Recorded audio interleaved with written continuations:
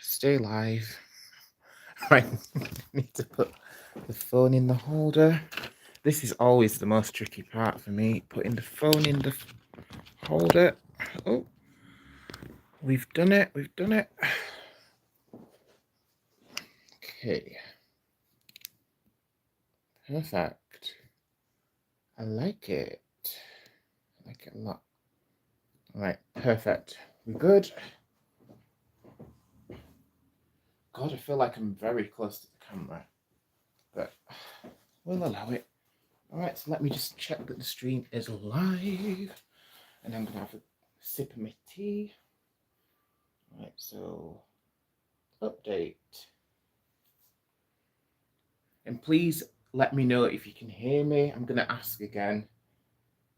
Here we are. Hopefully it's streaming.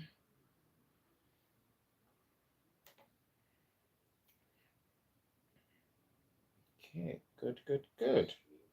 Oh, so we do have sound. Oh, this is so strange. The other day, the sound was not working on this laptop. It was completely driving me crazy. All right. Perfect. Okay, so here we have it. Gosh, that light looks really bright. Oh, and I just dropped it. God.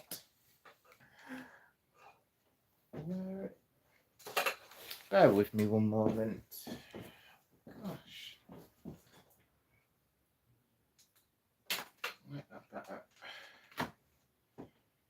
All right. Okay. Right, so this, my loves, is the Grimoire. I've got the Grimoire today, so I want to do an update to talk about the progress I'm making on the Grimoire, because I can't believe how long I've been making it for. It must be at least like a year or more, over a year, that I've been, and I'm not even halfway through this book. It's funny, because if you look at the actual, if you have I've not used half of the pages in the book, but it's crazy because I've been adding pages to it, so it looks so thick.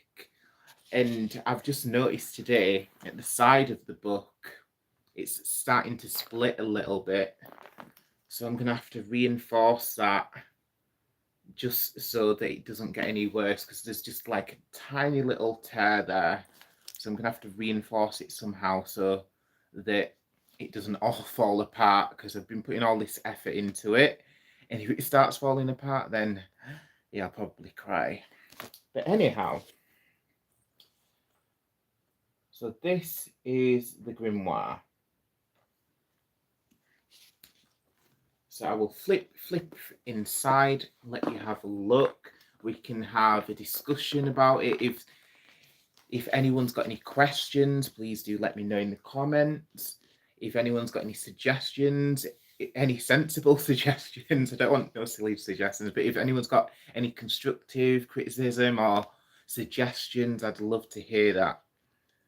Okay, so turning it around, this is the first pages. Oh, I'm gonna have to hold it. So these are the first pages that I have in the Grimoire.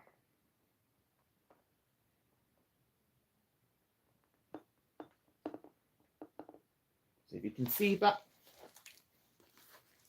Chris Matthew says hi. Hi, Chris. So the first pages, I've got loads of deities who inspire me. So there's Hecate, there's Merlin, there is St. Michael, so he's not a deity, but he's an archangel. There is a tarot card, there's Apollo. I've just recently bought a figurine. If you saw my last live stream, then you would have most likely seen it, because I showed what's on my altar in the last live stream, and I recently purchased a figurine which is the bust of Apollo. Gosh, and I've just realised I'm not wearing my rings. That's so random, but not very important. But I just feel so strange without wearing them. I took them off while I was cooking. Okay. But let's have a look at the next page, because some of you, if you've seen my Grimoire updates before, you will recognize these pages. There's been little tweaks, and there's a lot more new pages that are in here. So on this page, I've got the Lyran Mage. There's a little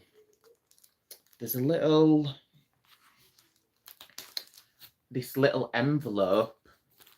I realized I added something on the back of it. So this, I'm not sure how to explain it other than the envelope. It's the envelopes that you get that have windows in them. So I used one of those envelopes. I put some wallpaper over the front of the envelope, leaving the clear window, and then I've stuck an image of a deity inside. So it's got Horus inside there, and on the front of the envelope there's Temi the flying bear. There's a lion, an African lion, and there is a butterfly sticker. And on the other side, recently I found this image, probably on Pinterest. That's where I find a lot of my images. But I found this really cute polar bear with wings. So that really reminded me of Temi the Flying Bear, which was a book that I read as a kid. So I put that on the back of this, seeing as Temi the Flying Bear was on the front of it. So when I found that image, I printed it out and then I stuck it on the back of this letter. So that's one of the new touches that I've added to it. There's a lot of little tweaks like that, which we can discuss. Okay. So in here, there is a work in progress. Here there is a Day of the Dead sort of skeleton. I can show you what the progress is, but basically what it is,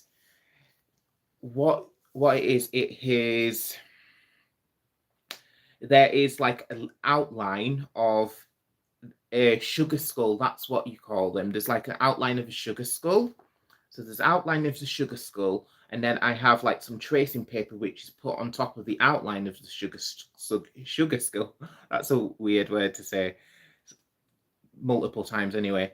So on the other side, there is, on the other side of the sugar paper, I've kind of drawn circles of colors in like sort of like waxy crayons, so that when I trace the sugar skull's image in black pen on the front of the paper, it then leaves the coloured imprint of the sugar skull. So I've only done a little bit of that. It was actually something that I was doing in school, because I'm a teaching assistant in school. So I was one of the teachers let me join in with what they was doing, and I really liked this, and I thought this is going to go in the grimoire, because skulls are pretty cool and they are relevant to one of my patron deities, who is Hekate.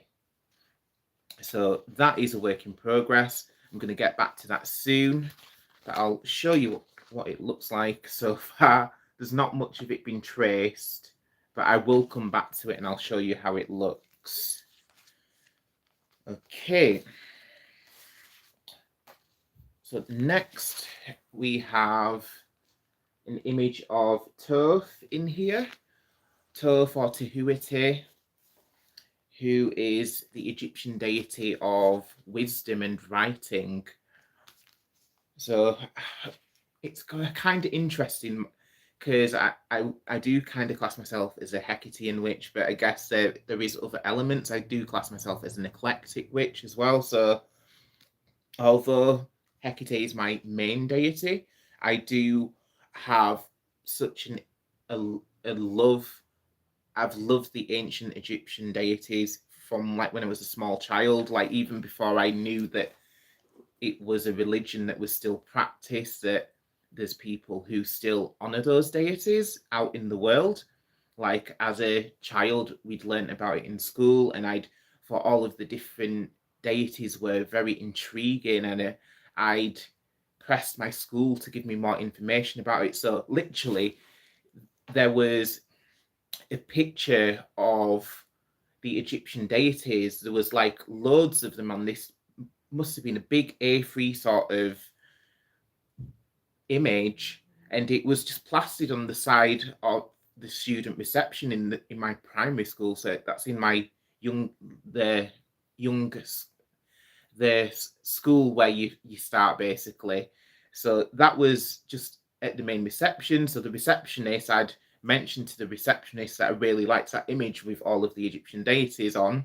So she realized that I was keeping asking about it and asking about those ancient Egyptian deities. So she printed it out for me, and that was something that even before I knew about paganism, I was looking at these images of pagan deities, and I was really intrigued and enthralled by it.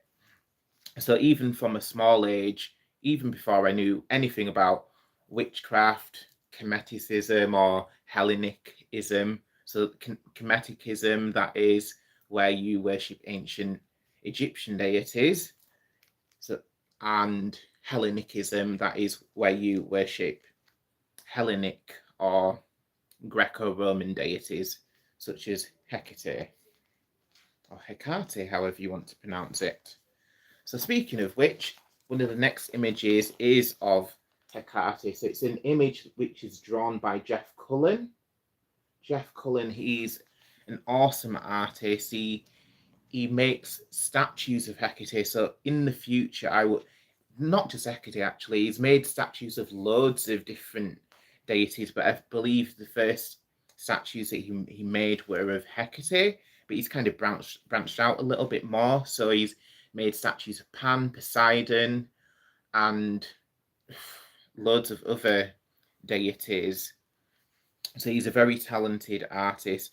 But when I saw that image of Hecate, it really reminded me of the statue. There's a statue in a movie called Jason and the Argonauts, and that movie is really cool because that movie was my first introduction to the deity Hecate, because I'd seen this movie as a small child, Jason and the Argonauts. So a lot of people just think, oh, this is just a movie, but in the movie you see Medea, who is a famous witch. So Medea is a famous Hellenic witch, and she is dancing, but she's kind of like, this dance is kind of in devotion to Hecate, and it's kind of like a presentation to her father, who is the king, but it is part of like a big festival and feast, but that it's there, she's the high priestess of Hecate, so she is honoring Hecate in that dance. So I've shared a link to that previously in some of the other videos, or even if you look on my community tab, I'm sure I've shared that once or twice in there, because I do find that video quite interesting, because it is a reconstruction. It's not actually Hecate. It's not Hecate. Sorry, it's not actually Medea. It is a reconstruction, but it's a very, I believe it's quite an accurate reconstruction, because Medea, she's very beautiful and she's doing this provocative dancing, and she looks very magical and mystical and alluring. So she's quite seductive as well in that dance. But she moves in quite a snake-like way, and it's just quite a very beautiful and memorable scene from the movie, and it's stuck with me all of these years. So next in here, I have another one of my envelopes. So that is the thing I wanted to mention to you all. If you like making grimoires, so there's a comment here. So it says, Balub Barat says, hi, how are you? I'm good, thank you. But yeah, so I was mentioning about grimoires. If you're working on your grimoire or book of shadows, like something that is going to be so valuable to you, and something which is it's so plentiful, you can find these absolutely everywhere in its envelopes. So what I started doing for quite some time now, I've been collecting like envelopes. This is from mail, or if someone's giving me birthday cards, I'm keeping the envelopes from the birthday cards. I kind of value the envelopes more than the birthday cards, because the birthday cards, they kind of just, on Christmas cards, they just get recycled, but the envelopes, they're like gold to me, because I can use them kind of like in a journaling way, like I'm using here. So you can reuse the envelopes and stick them in your grimoire. And they're so useful, as you can see. So on this one, I've got this image of a lion, and he's kind of like a cosmic galactic lion. So he's kind of, the lion is standing on kind of, what would you call it? It's like a galaxy or something. It's a bit like a galaxy spiral. The lion is standing on top of it, because this is like a galactic sort of very Lyran-esque sort of image. So that is another thing that I stuck in here. And then there is a belly band. So we're only at the beginning of this. So there's a belly band here. Underneath the belly band, I have this image of the Lyran, the envelope. And then there's another image. So this image is of the Kabbalah. So it shows you the Kabbalah, but it shows you the Sephirah. So I forget how many different, but the Kabbalah is all about the pathways and the different pools. There's a number of different pools which are named different things. So at the bottom, the bottom Sephirah or Sephiroth, whatever. No, Sephirah. Am I getting mixed up? Sephiroth? Isn't that's from Final Fantasy, I'm sure. But it sounds very similar, so that's why I'm getting it mixed up. But at the bottom Sephirah is Malkuth, and that represents this plane that we're on. So it represents the material plane, it represents earth and things that are earthly. So everything kind of fits into that. And then as you go up from Malkuth, you have Yesod. So Yesod is connected with the moon. So it looks like a lot of these are connected with the different planets as well. But that's the interesting thing about the Kabbalah. Everything connects as a correspondence. So that is why the Sephirah is so important, is because literally everything in creation, everything in existence fits into one of these pools or Sephirah, one of them circles. And there's pathways in between those Sephirah or pools. There's pathways in between them. And these are the pathways that we must walk on our spiritual path. So we must walk from Malkuth up into Yesod, or there's other pathways which connect the different ones. So there is, from Yesod you can go to Hod, and on opposite Hod there's Netzach, and they go upwards to Tiphareth. So Tiphareth, and remember that one, that one always reminds me of Horus, because it's to do with beauty and shining, and it's like a very beautiful sort of meaning to it. And then there's the two pillars of the Kabbalah as well. So as you can see here, there's a white pillar, not pillow. There's a white pillar and there's a black pillar. So these represent, also if you look at the imagery on the High Priestess card in Tarot, you see these same two pillars, and I'm trying to remember the names of them. All right, so it doesn't say the names on them. I do know them in my head. I'm just going to have to drag it out of my memory. But they represent mercy and severity, the two pillars. So it's kind of, in a way, they represent the divine feminine and the divine masculine. So in a way, this is kind of where we see a bit of the imbalances in society when we look at the views and about femininity and masculinity, because in this tradition, if we look at these pillars, if we just look solely at the pillars, we see that God, which is the white pillar, he is shown as being very merciful.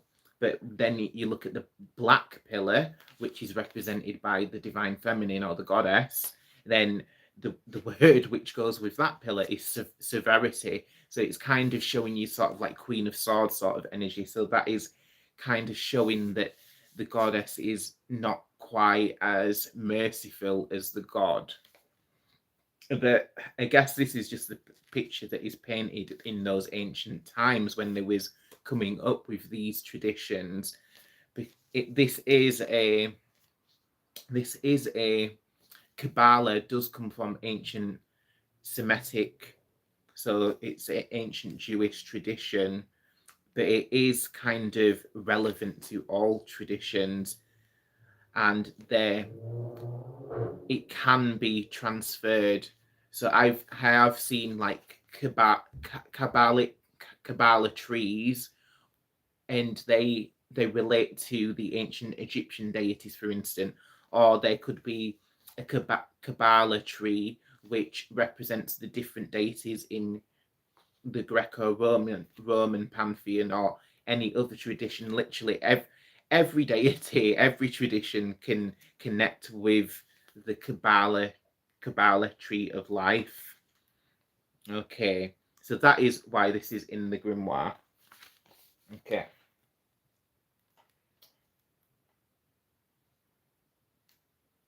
Okay, K.S. Smith says hi. And me Mib says what? So this is about the Kabbalah. So this is something which I have in my grimoire. So the Kabbalah is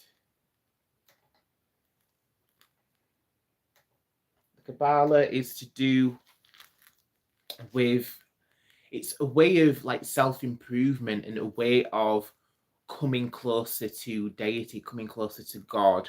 So if we're all starting at the bottom, it's kind of a bit like the way Freemasons kind of view it, because in Freemasonry it's all about progression, as Jay-Z tells you, onto the next one, and this is like onto the next Sephiroth or Sephirah.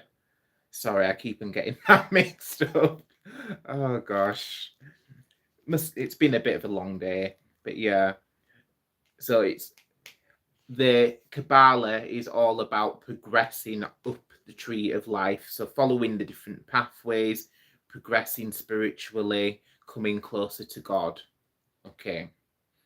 And God is up at the top, and at the top of the tree of life you have Kepha. Okay, so this is just like a little thing that I printed out. So eventually I will get to the Kabbalah and I will probably do a full page on it, but I've not actually done that as of yet. Okay, so on the other side here, I have an image of Krishna, which I printed out. So Krishna in his lion form, which obviously, if you know anything about myself, I'm a bit lion obsessed. I'm a bit feline obsessed, and for a good reason as well, because I'm a lion starseed.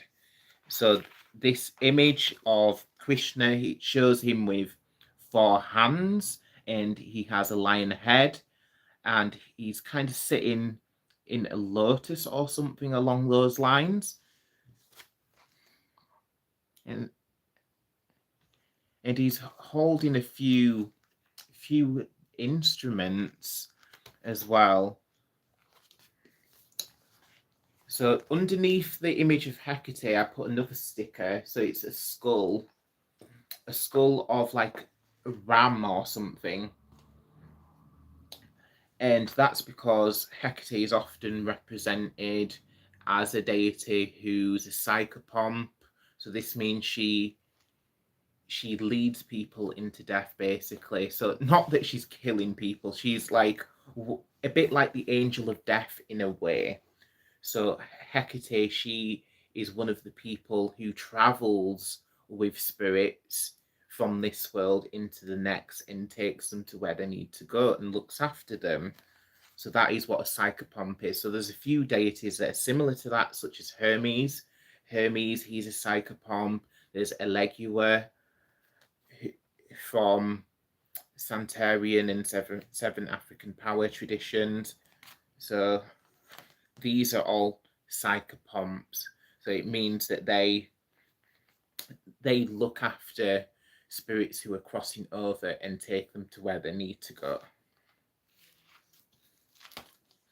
Okay, so the next page we have here, I've done quite a lot of work on this, so this is quite an interesting page. So in the middle here, I have a bookmark which I recently had made for me by a Chinese artist. So the Chinese artist wrote my name in Chinese ink using Chinese calligraphy, and she wrote it out for me.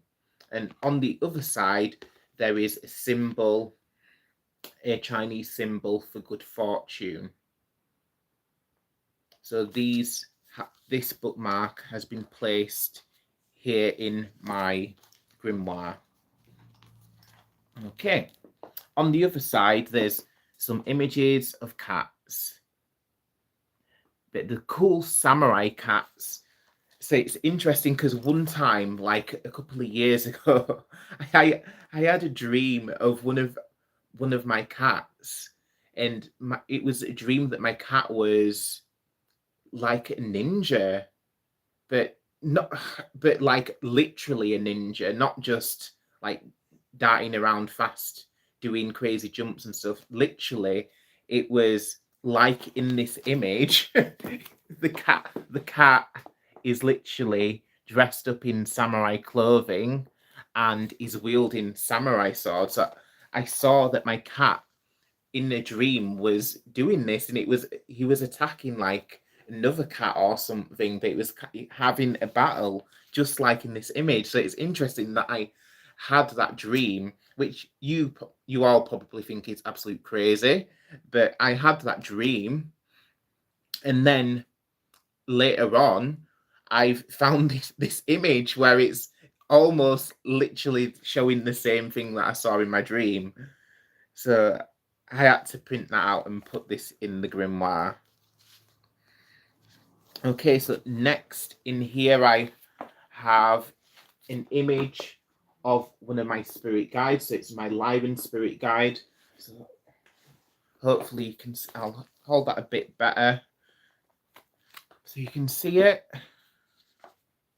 I also printed out that picture and put it on the wall as well, a larger picture of it. So there, that is my Lyran spirit guide.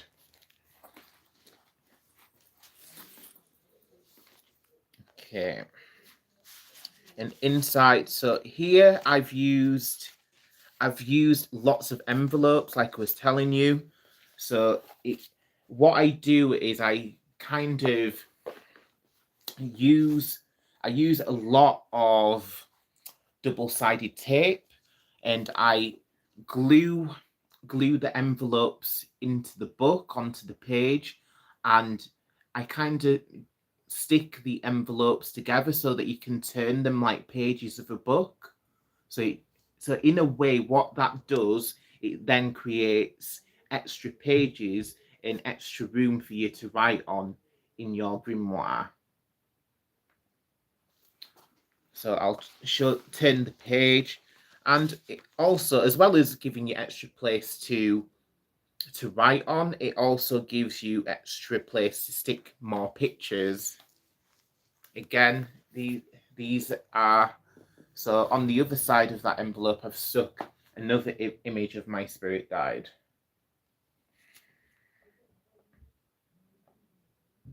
Okay. And then next to it is an image of Horus, which again I found on Pinterest.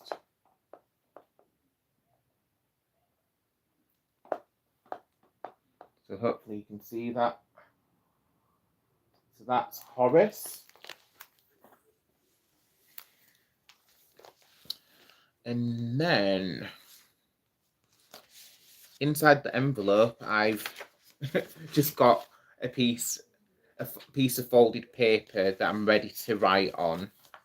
So this grimoire the grimoire is a little bit doubling as a journal, because I feel like when I feel inspired to, I'm going to write important things down in these little slips of paper and stick them inside the envelopes and stuff like that, so I can write important information on the pieces of paper, stick them in the envelopes, so I could write recipes for incense, potions, or again just important feelings or emotions or important dates, stuff like that, things that I want to remember, or things that I want my family to remember after I'm gone. Okay, so underneath this page there is an image of I've forgotten what it was, a leopard. So there's a leopard which I stuck in on that page as well. And then next to it, I wrote a quote. Ooh, that rhymes. I wrote a quote. So honourable is the person who is aware of their power, yet refrains from inflicting harm onto others. So this is one of the Egyptian proverbs. At the top on another envelope, I wrote, I am not what has happened to me, I am what I choose to become. And that is a quote from Carl Jung, who is one of the leading experts in psychology. And on the next side, I've wrote, what you seek is seeking you. So these are all kind of philosophical and inspiring quotes. So whenever I flick through the book, I'm going to see these, and these things are going to be reinforced in my mind. Oh, that's another thing that I took out, which I forgot to show you. So that's another, it's a winged lion. I think you can see a theme here. If you haven't, then it's a bit funny if you've not noticed it. Okay, underneath I've wrote a few more similar quotes. So what does that say? So you become what you give your attention to. That's another quote that I wrote down. And another quote I wrote, in time we always travel, in eternity we are already there. So these are all quotes that made me feel a certain way, made me feel some form of emotion or a connection. So I've wrote these down in the grimoire because I feel like they're important and they're good reminders of things for me. So on the next pages, I've got the medicine wheel. The medicine wheel here. So the medicine wheel comes from Native American traditions. And what I've done, because I'm an eclectic witch, so I've taken the knowledge of the Native American people and I've combined it with the knowledge of the pagans and the Wiccans. So on my medicine wheel, I've combined the medicine wheel with the wheel of the year. So I'll look at where we are now. So we've just had sowing, which for people who don't know what that is the original holy day. So we have in the Catholics, they kind of styled the celebration of the pagans. They've styled it All Hallows Eve, and then like the candy companies have then made Halloween. Okay, so that is the modern celebration that everyone knows pretty much.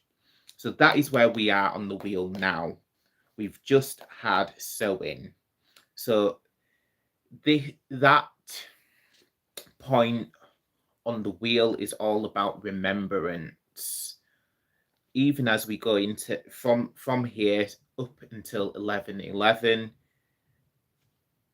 it's an important theme for us all, just remembering the people who've gone before, the people who have passed beyond the veil.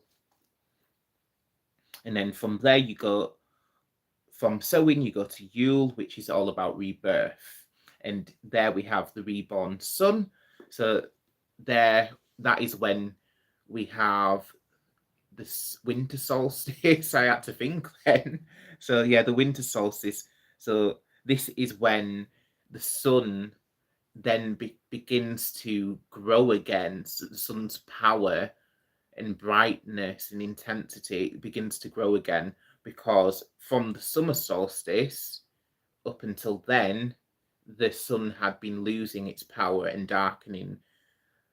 But from that point, from the winter solstice up into the summer solstice, then the sun's like growing in brightness and in power. And that is why when we come round to the summer solstice, we have the longest day, whereas when we're at the winter solstice, we have the longest night, because the sun is at its weakest then.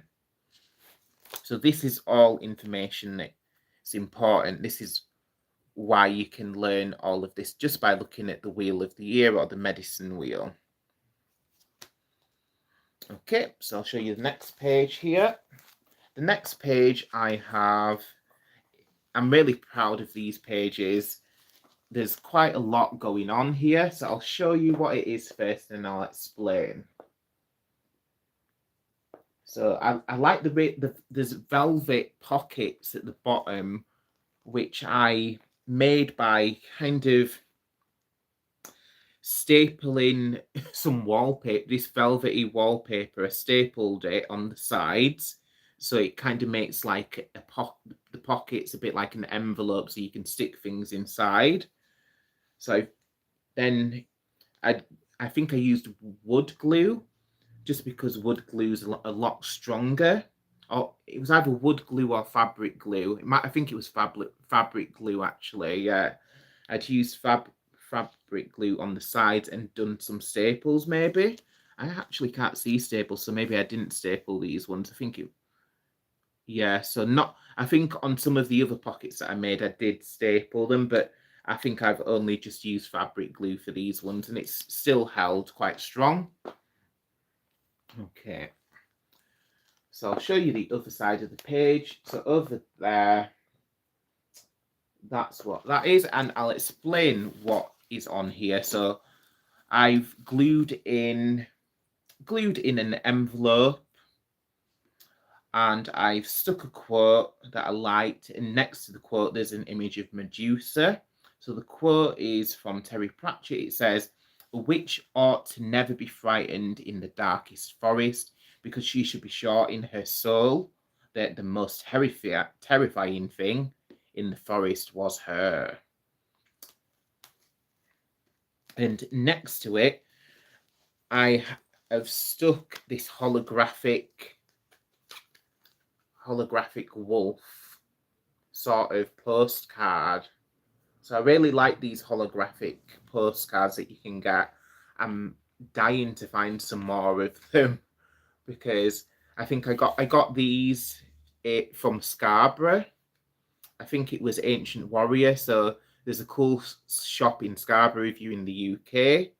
So it's called Ancient Warrior. So they sell stuff like samurai swords and sword replicas of like famous swords like Game of Thrones swords and Lord of the Rings swords, stuff like that. And they have nunchucks, weapons such as that. But they also have all sorts of other stuff like these postcards, the holographic postcards. When I saw them, I had to grab a few of those. So that is the holographic image of a wolf that's snarling at you. So I thought that goes perfectly sat in the pocket next to Medusa in that quote. And at the top, there is an image of me, my mum, and my grandma, or Nana as I call her. On the other side, I've got an envelope with, if you can see it, there's an envelope, a pretty coloured envelope, and it's in a copy of an image from a card. So it shows a Native American woman, but she looks a bit like a goddess because she's kind of melding in with nature. So yeah, there's like a waterfall, there's the sky, there's like cliffs. It's like everything melds in together, and she's like one with nature. And then next to that, I've stuck a postcard of a lion.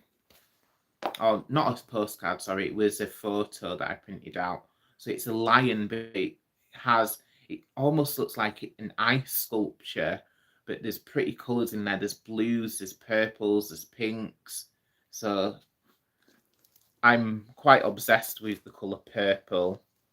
And I quite like the colour blue as well, like stuff like lapis lazuli. That's one of my favourite stones.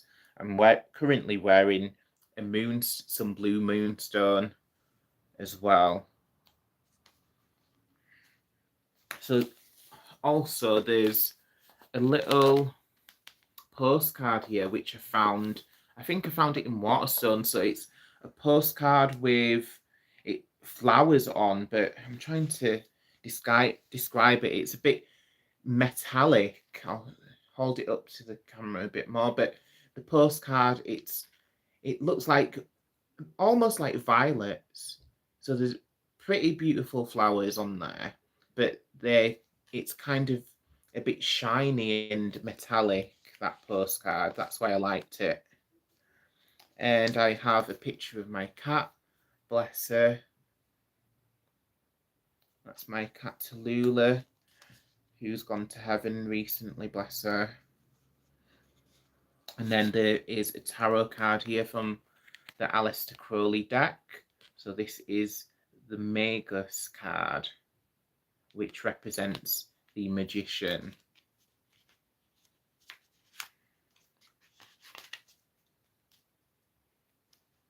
Okay.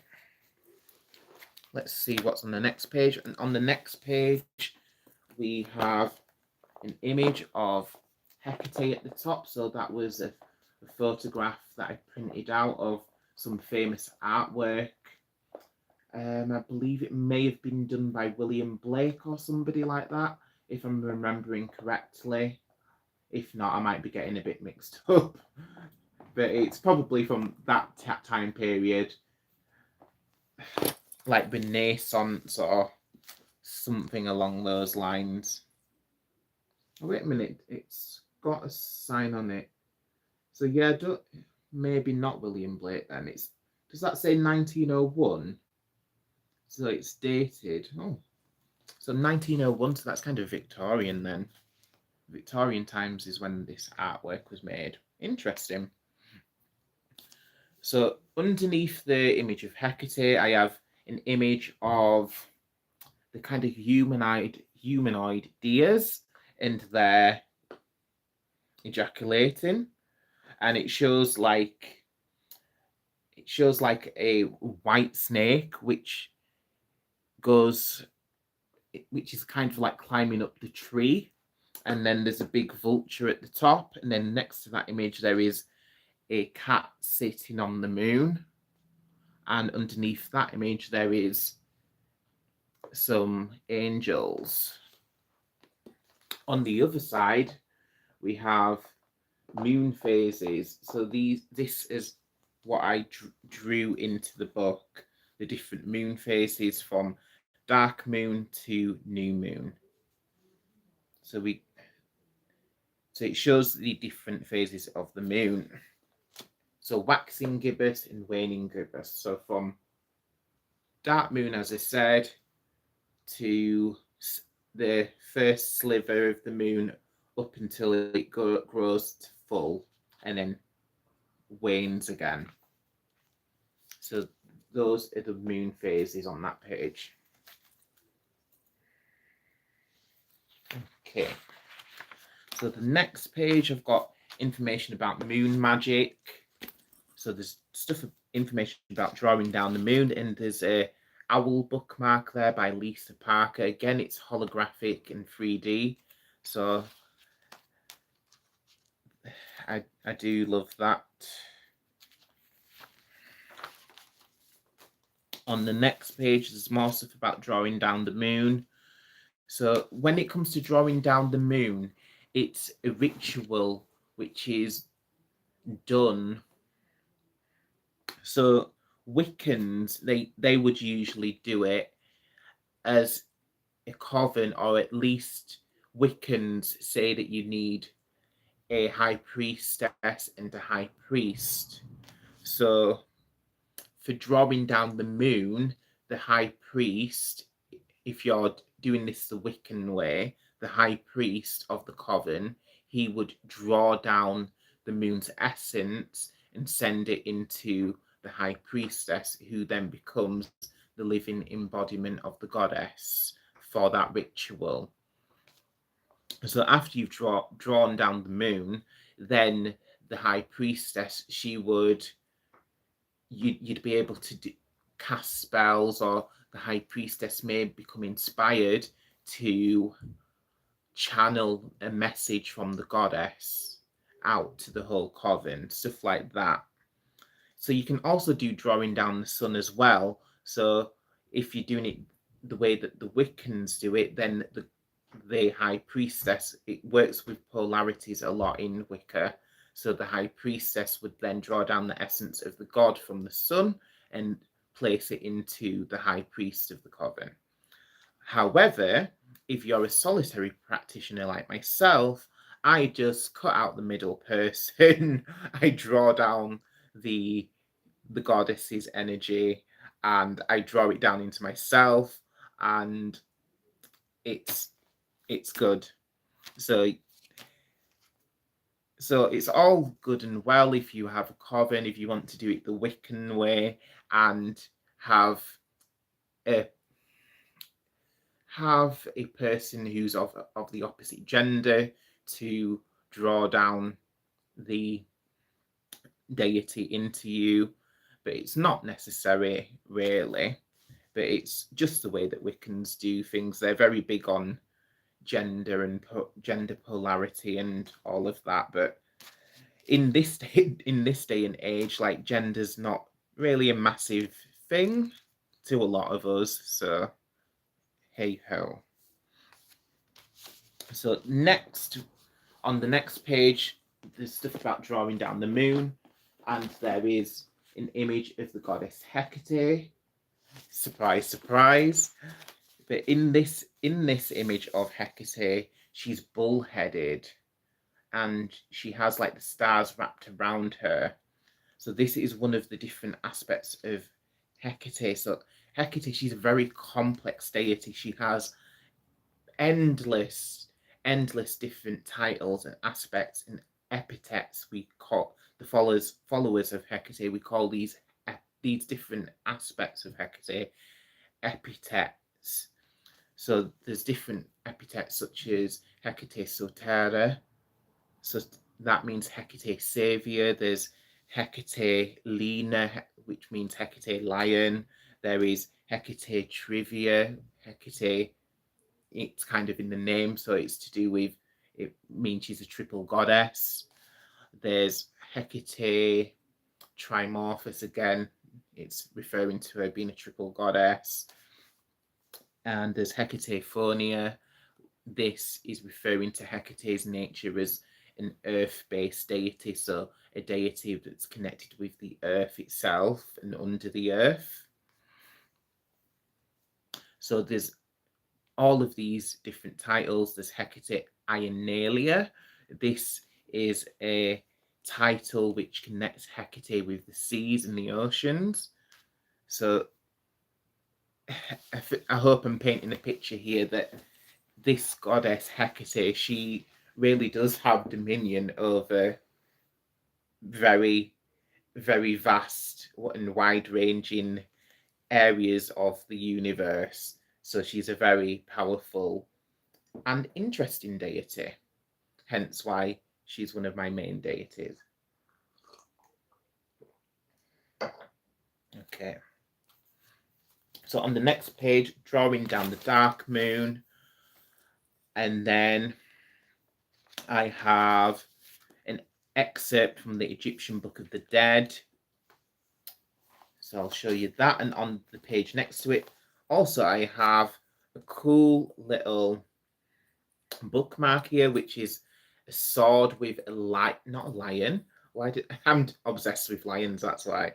So there's a golden sword here, and dangling off the end of it, there is a little charm of a dragon with its wings spread out.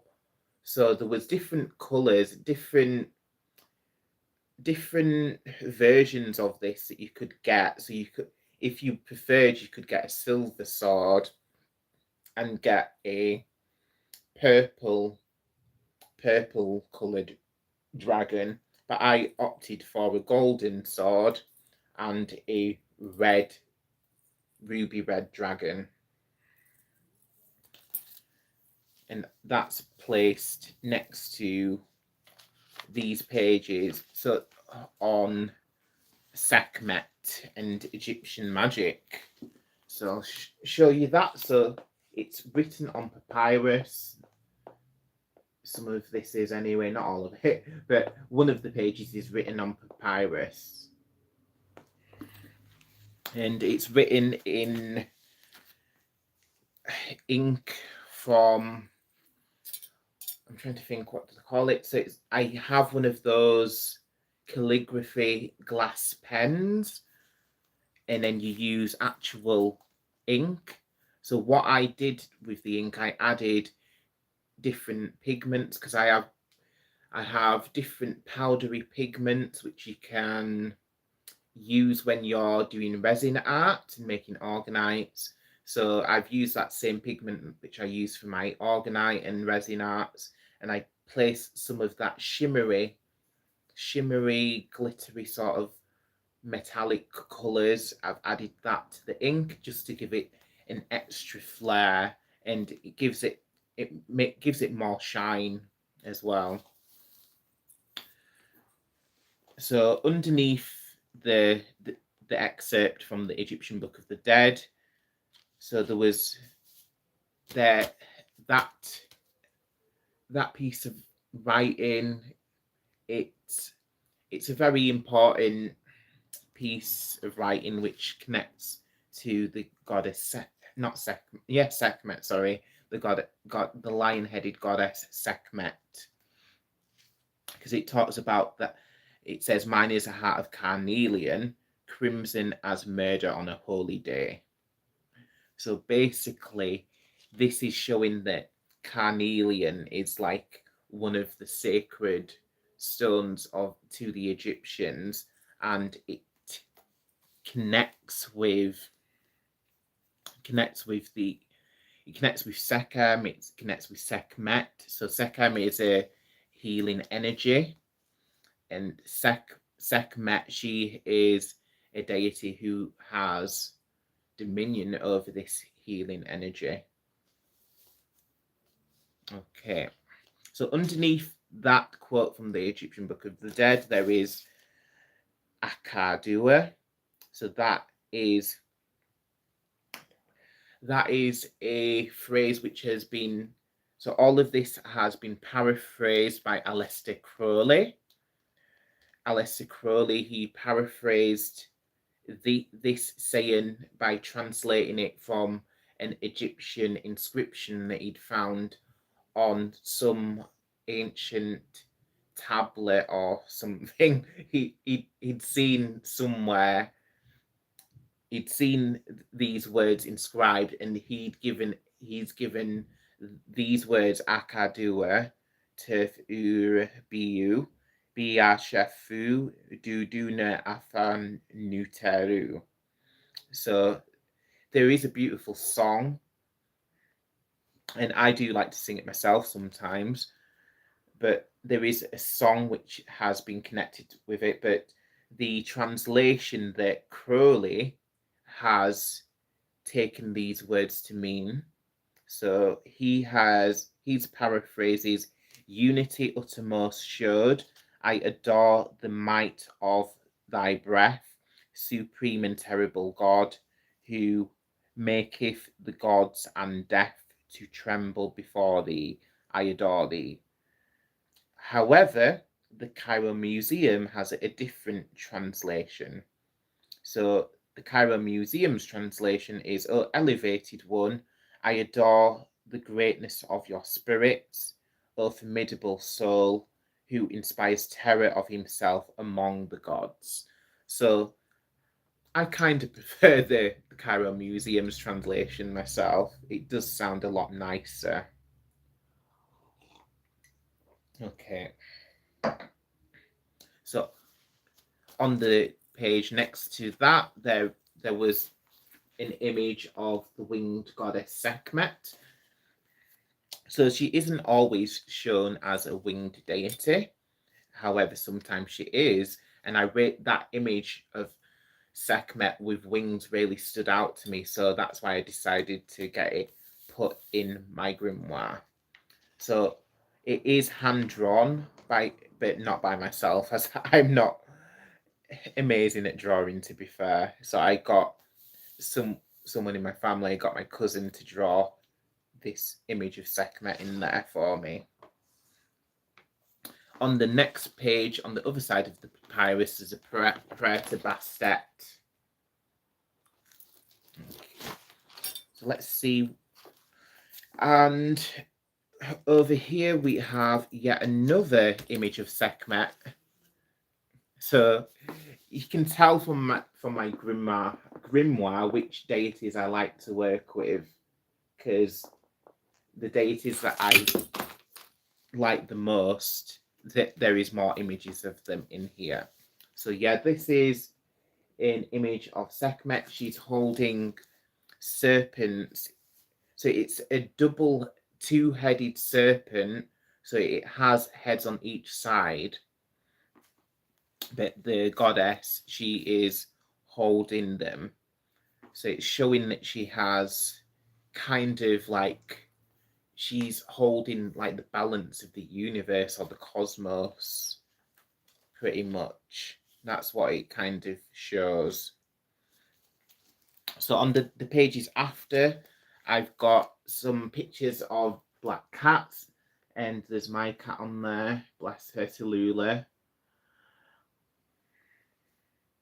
And then on the other side, there's a picture of Sekhmet's child, Nefertum. Well, I say child, he's the son of Sekhmet. He's probably most likely full grown, so it just came out as child. However, he's not a child. He's a deity. He's probably fully grown. So yeah, lots of pictures of black cats in here. And then on the next page, I have a lot of images of Anubis. So there's a little papyrus bookmark of Anubis here. And then I'll show you the pages itself. So I've glued in a couple of the images of Anubis, and one of them's printed out on photo paper, and that is just paper clipped to the page. So that is Anubis.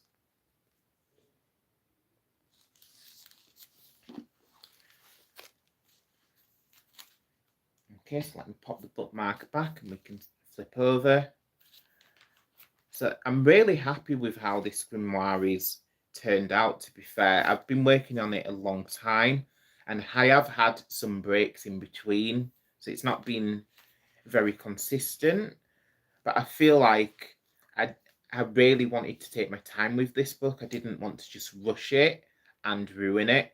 So by taking my time with it, I get to be hyper focused on it for like a couple of days. I get really hyper focused on it, and I do loads and loads, grab grab loads of inspiration, grab it all together, and then I'll print out some images, some on photo paper, some on sticker paper. I grab all of that inspiration, print it out, and then I gluing extra pages into the grimoire book. So I bought this kind of vellum paper, vellum manuscript paper. So it's just a matter of finding the right size, and it's a bit of a labor of love, really, because the vellum paper that I have, or rather this grimoire book which I bought, the pages have rounded edges, so it makes it a little bit more difficult when you're gluing the new pages in, because then you have to kind of match up the paper. So because I use paper which is double the size, so is it like A3 or something like that, I use that sized paper. I glue it onto one of the pages and fold that in half, so then it opens out, and hence that gives you more paper and more space to work. So on the next pages I have pictures of Osiris. So Osiris, he is the lord of the dead in the ancient Egyptian pantheon. Next to Osiris there is images of Sobek. So Sobek in ancient Egypt, he was very important because he's literally one of the gods of the Nile, but he's kind of seen as kind of like, it's kind of like he's seen as dangerous, but a bit dangerous at sometimes, but also, as well as being dangerous, he was a god of healing. So basically, if you look at an alligator or a crocodile, sorry, he was a crocodile-headed god, not an alligator, but I got the two mixed up for a moment. But if you look at crocodiles, they are dangerous creatures. Like, however, to the ancient Egyptians, they would keep them safe, and they'd keep crocodiles in the temple because they were seen as like the living representation of this god Sobek. And Sobek was a god of healing and protection. So on the next pages, I've written my psychic statement. So if you're not sure what a psychic statement is, I can tell you. So a psychic statement is a bit like an affirmation. So it's something that you want to read before you're going to do any sort of spiritual work, any channeling or any readings.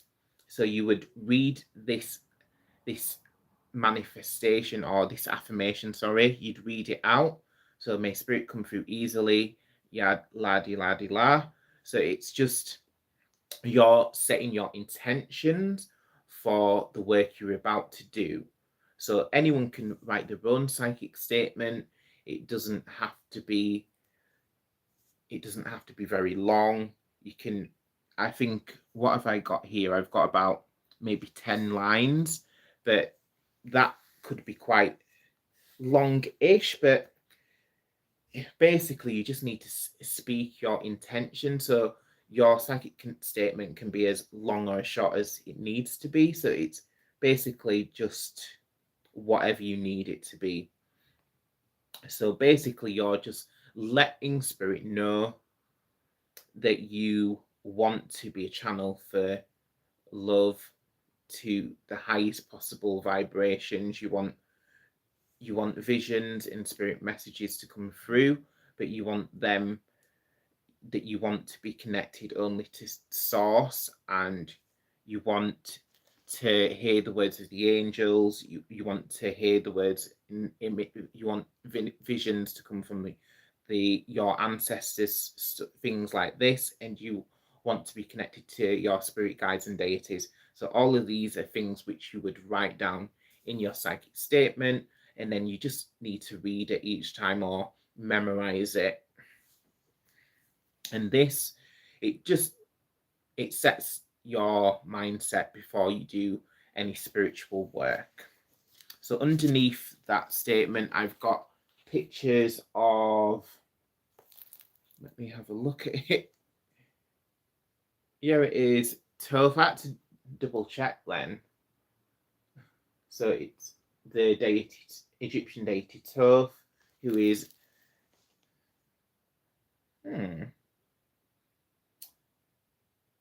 wait a minute, is that Toph?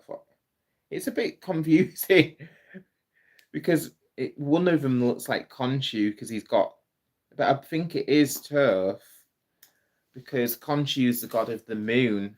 But yeah, for some reason it looks like in this image it's got a moon. But you can also see the sky goddess Nut there. But yeah, I believe that is the Egyptian god Toph, who's, like I mentioned earlier, is to do with the god of writing and communication. So on the page next to it, there is the call to the watchtowers. So that's all about calling in the cardinal points. So it calls upon the lords of each of the elements. So there's Gob, lord of, who is the ruler of the element of earth, and then there is the elemental ruler Peralda, lord of air. There's the Jinn, lord of fire, and there's Nixa, lord of water. So these are all the elemental rulers who you can call upon when you call in the quarters or watchtowers and cast in a circle. And on the next page, it's a spell for casting the circle. And on the page next to it, it has the 12 universal laws written on there. And underneath that, there is the 7 rays and the rulers of the 7 rays. So the 7 rays, I do have a few videos about some of the 7 rays. I've not actually got through all 7 of the rays yet, but I did a video on, I believe it was the violet ray. But there is some of these videos will be on my channel if you're interested in learning about the rays. So basically, the 7 qualities of consciousness, that is what the 7 rays are. So the 7 rays are often represented by 7 different types of people. So it kind of views, like, again, it kind of goes back to like the Kabbalah thing, that everything in existence falls into these 7 brackets, or seven I can't think of the proper word, but 7 categories. Yeah, let's go with categories. So yeah, the 7 categories which everything in existence fall into. So it kind of ties in with the rainbow as well. So this is where the colours of the rays come in. So basically, if you think of light when it hits a crystal, the light is fragmented and rainbow colours will come out of the crystal. And this is what happens with the 7 rays. So it's kind of like the rainbow as well. This is where the 7 rays come from. So basically, we're thinking of the universe. So there's one energy in the universe, and this energy is hitting some focal point and is splitting into 7 different rays so they all have the same source, but they then split outwards into different directions. And this is where the 7 rays and 7 categories come from. So each of these 7 different colours, so it's all of the colours of the rainbow, so I won't read out the colours, but each of the rays has a ruler, one of the ascended masters. So El Moira is one of the rulers. There's Lord Lanto. So not all of these people, or not all of these ascended masters or beings will be popular. So Lord Lanto, even myself, I'm not sure about where that being comes from. But this is why channeling is important, or research as well. So there's Paul the Venetian, he's a ruler of one of the rays. There is Saint Germain, he's one who I work with. There's Serapis Bey, there's Hilarion. So these are all, there's Mary Magdalene, Lady Nada. So these are all beings and ascended masters who are connected with the 7 rays. So basically, when you want to connect with the energies of a certain ray, then you call upon the ruler of the ray, and they will help you to assimilate that energy. But the other thing is, when it comes to the 7 rays, every one of us will fit will fit into one of the categories more than the others. So some people are split across all of the rays, so that, but it's like our soul belongs within it resonates more strongly with one of the categories. So I'll speak for myself. So like myself, I resonate the most strongly with the 7th ray, and that's the violet ray, which is presided over by Saint Germain. And people who belong in the 7th ray, they're people who they're very, very connected with mysticism, spiritual ideas, things like that, magic. So they're people who are big on working magic, manifesting. Rituals are very important. Okay, so these are the thinkers and mystics of the world. Okay, so each of the different categories, they have different categories of people. So like the 7th ray, we had thinkers and mystics. So in the 6th ray, we have devotees. So they're people who are devoted to other people and ideas. There's one of the other rays, the 5th ray, is the category of people is organizers and teachers. So you can kind of see a pattern. So there's like a different personality, or different each of the different rays has kind of a different value or personality. So artists are connected with the 4th ray. There's lovers on the 2nd ray. There's leaders on the 1st ray. So these are all groups of people who connect with each of these rays. All right, so the next page here, we have subtle energy bodies. So I'll show you that on this page, and on the page next to it, I've drawn an image showing the energy centers of the body. So that is that page, and on the page next to it, you have a human figure, and it shows the energy centers in the body. So it has It has more than the usual 7 chakras. So I've drawn here. So I've drawn going up from the bottom. I've got the earth star, I've got the root chakra, I've got the sacral chakra, I've got the Tandien, I've got the solar plexus, I've got the heart chakra, I've got the throat chakra, I've got the third eye crown, I've got the causal chakra, and I've got the stellar gateway at the top.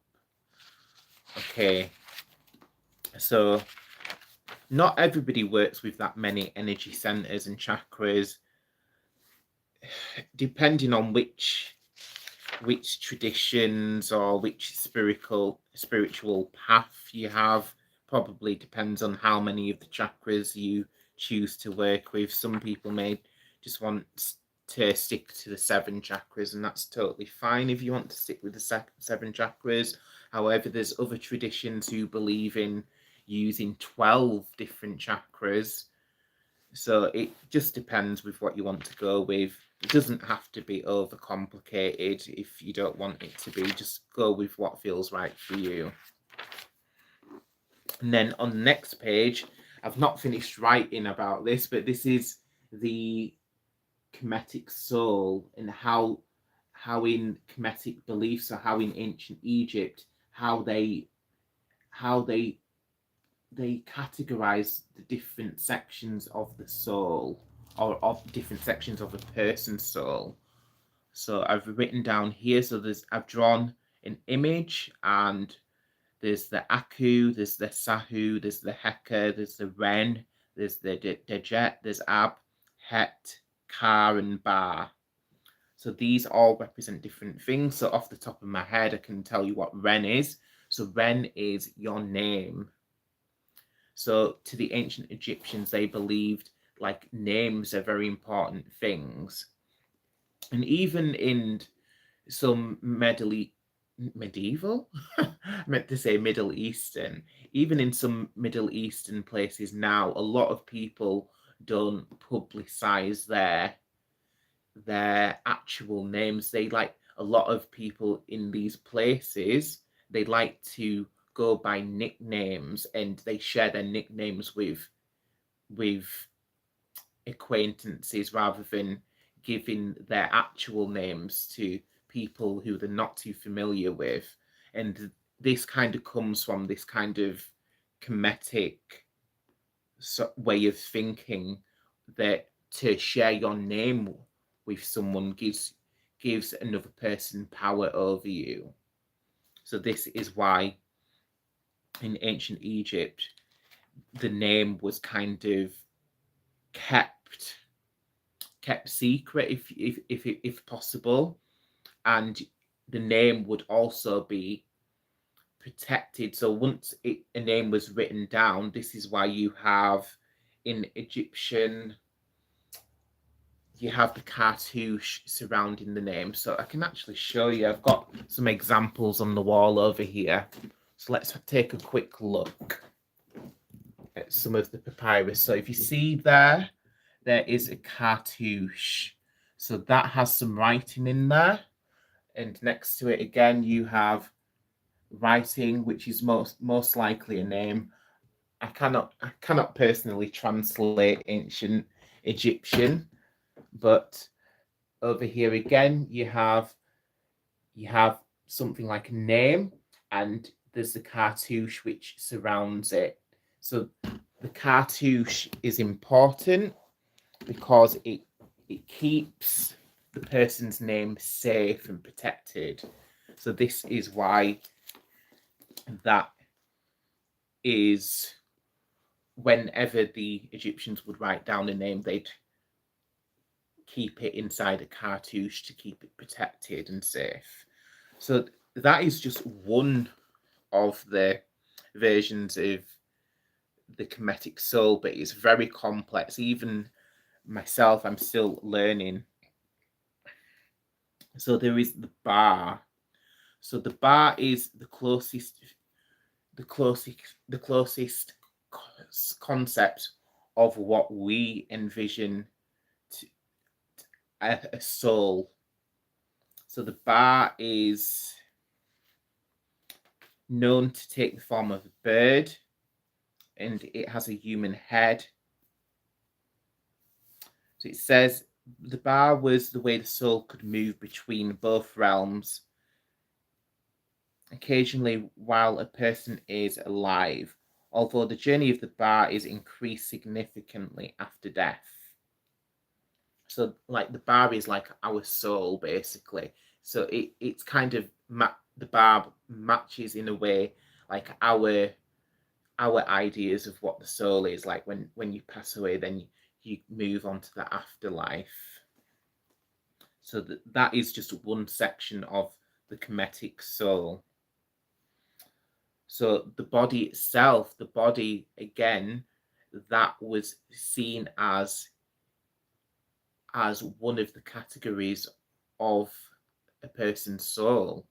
So this is why the ancient Egyptians went through the complex mummification processes, because that's not just like an empty shell, that is part of that person's soul. So this is why the body was kept protected and looked after even after death. So that is the cat. Interesting name for it, but that is the cat. That means the physical body. So these are just a few forms of the Egyptian soul. So it's very complex. It goes on and on. But yeah, if you'd like to hear more about that, then do let me know. Maybe I'll do a video on that. So on the next page, I've got some pictures of another picture of Sekhmet. A very beautiful image of Sekhmet. And on the other page, actually, there's another picture of Sekhmet as well. And above that image, there's a picture of Nefertum as well, who is Sekhmet's son. So sometimes he is shown as a lion-headed deity like Sekhmet. Other times he's not. He's just shown as a man, either coming out of a lotus flower or with a lotus flower kind of on his head, sort of like in that image. So that's Nefertum. On the next page, I've got some pictures of Ra, or Atum Ra. So over on this side, there is Ra in his boat sailing across the sky. On the next page, there is a picture of Atum Ra, and he's wearing the plume hat, tall plumed feather crown. So as you can see, there's lots of empty space because I've not actually completed this section of the book yet. So I've just put these images in, and I'm going to be writing next to them. And on the next page, there's images of Seth. So Seth, I've recently discovered, is a more complex deity or archetype than we're led to believe, because just when you look at Seth's personality, his character, when we look at it just from face value, he's shown as an evil deity, a cruel deity who kills his own brother. However, when you look at the fact that Horus and Seth, they represent different parts of the two sides of Egypt. So Egypt used to be split in half. There was Upper and Lower Egypt. So we'd have Horus or Osiris ruling one part of Egypt, and there was Seth who was designated to the other half. So there's always been a bit of that rivalry there. So I believe this could be why Seth is like demonized a lot, because I feel like one part of Egypt was more predominant over the other. So this is why Horus is always shown in a positive light and Seth is always shown in a negative light. So this is something that I've learned recently, because I'd always just thought Seth, oh, he's a dark deity, he's a cruel deity who kills his own brother and chops him up. He kills Osiris and chops him up, and he then wages war against Horus. But it may be that this could be just a narrative which was developed. It may not actually be so black and white. So that is Seth. And then on the other side, you have images of Horus. Or a image of Horus there, sorry. And then on the next page, you have an image which is showing Horus and Seth in their battle against each other. Okay. And then on the next page, we go back to the goddess Hecate. So there's a couple of images here of Hecate. There's, again, the Jeff Cullen image of Hecate. So we saw that same image before, but it was a bit of a different... It was shown from a different angle, or it was more blown up. So this is the full image there this time. And underneath there is the picture of Hecate and the horned god, Cernunnos. And there is a sticker of a skull, and that is referring to Hecate as being a keeper of the ancient mysteries and a deity who has connections to death and rebirth. On the next page, there's the horned god. So that is a picture of Pan. Again, this image was created by Jeff Cullen. And on the other side, I'm quite pleased with how that looks. So this, believe it or not, this was a paper bag. So it was a brown paper bag, but it had these cool images printed on it by Ancient Wisdom. So this is an Ancient Wisdom paper bag, and it has like alchemical images all over it. So when I was given this bag from the metaphysical store, when I'd bought some things at this witch shop, I believe it was the Friendly Dragon in Halifax. So I'd bought these items. I bought many items there. So I bought crystal wands, stuff like that. So I bought things from this witch shop, and I'd got this paper bag. And when I brought the paper bag home, I'd realised like it would be perfect to put in my grimoire. So that is what I did. But I'll show you both sides. So on one side you have papyrus with images of the horned god. So that is this. So there's different aspects of the horned god through different deities. So on the front we had Pan, and over here we have Cernunnos. So Cernunnos comes from the Celtic pantheon or Celtic traditions. And then I stuck on here, on the front of here, I stuck an image of like a wooded grove. I thought that was perfect to go with the horned god. So I'll show you what I did with what was the paper bag. So this has been glued in so that it opens outwards like so. So it's created like a long ass page. Created a long really long page like this, which opens outwards. And that was the paper bag. So let me remind myself what images are on there. So at the moment, there is a blank page over here. So there's some blank pages here, which I've not actually gotten round to. But on this side, there is an image of Dionysus. Oh, there's two images of Dionysus, who's another aspect of the horned god. So that is what we have here.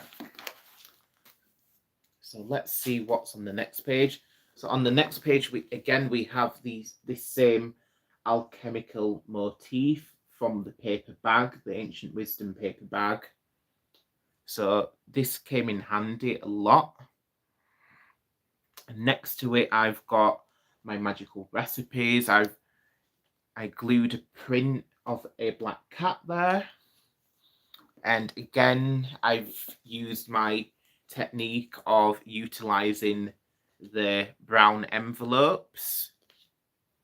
So they're useful for sticking things in. There's a dried flower in here as well. So let me just flip through. I'll show you. I'm going to write some of my magical recipes on these envelopes, but I've not actually written anything on the envelopes yet.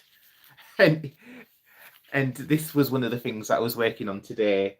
I stuck this image in, and I won't say the word, but I'll let you look at it. But this is a word that I say quite a lot, so I just randomly just stuck it in my grimoire. But yeah, it's just a silly word. And so I've glued in brown paper envelopes. So I'm going to be writing different magical recipes on those. On the other side, I've got my recipe for road opening powder and Florida water. So they're the recipes that I've written in the grimoire already, but there's loads more recipes that need to go in here. Okay, so we're nearly to the end of what I've accomplished so far.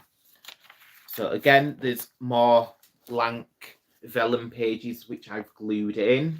So they're yet to be worked on. And next, this page here, let me hold it up properly. This page here is another one that I worked on today. So I've got the Reiki precepts here, or the Reiki values that Reiki practitioners and Reiki masters are meant to remember and to follow. So just for today, I will not worry. Just for today, I will not anger. Just for today, I will be kind to every living being. Just for today, I will do my work honestly. Just for today, I will be grateful. So these are the Reiki precepts. So I've put this in the grimoire to remind me. And on the next page, I have this really cute image which I found. So it shows the moon phases, but it depicts the moon phases with cats.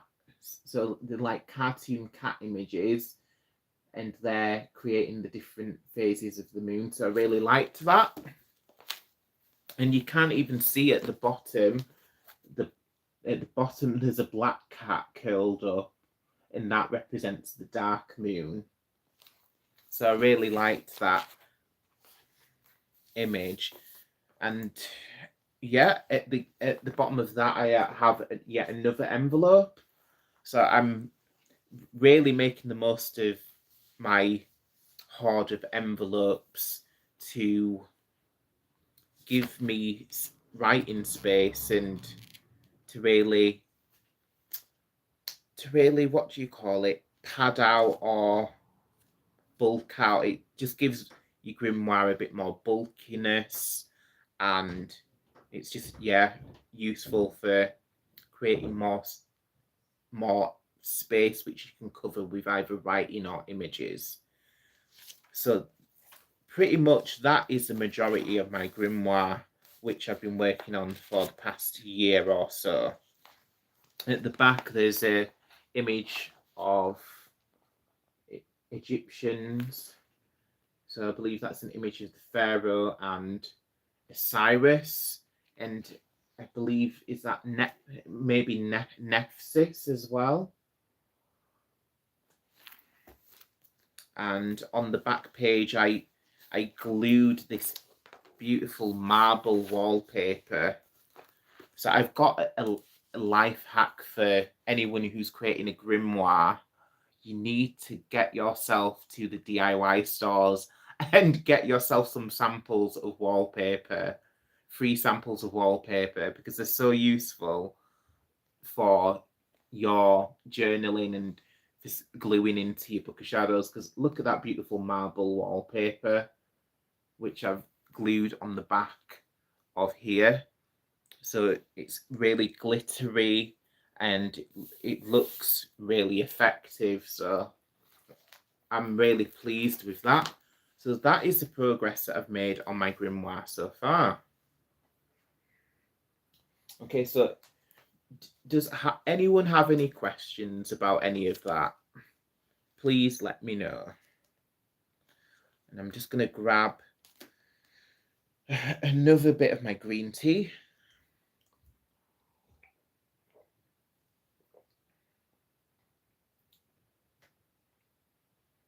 Okay, so we've just been through my grimoire. So I'm just asking if anyone has any questions on any of that.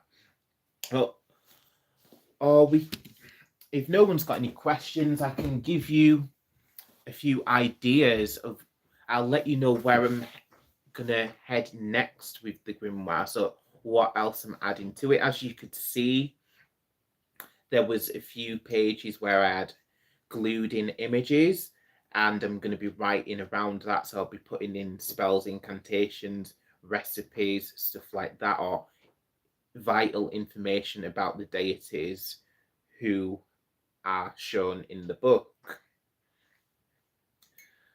So that's what else is going to be going in there. So other areas of what I want to cover in my grimoire, I want to write, as you saw, I started writing a little bit of about Reiki. So I glued in the image about the Reiki precepts. So I'm going to be drawing in the Reiki symbols that I work with.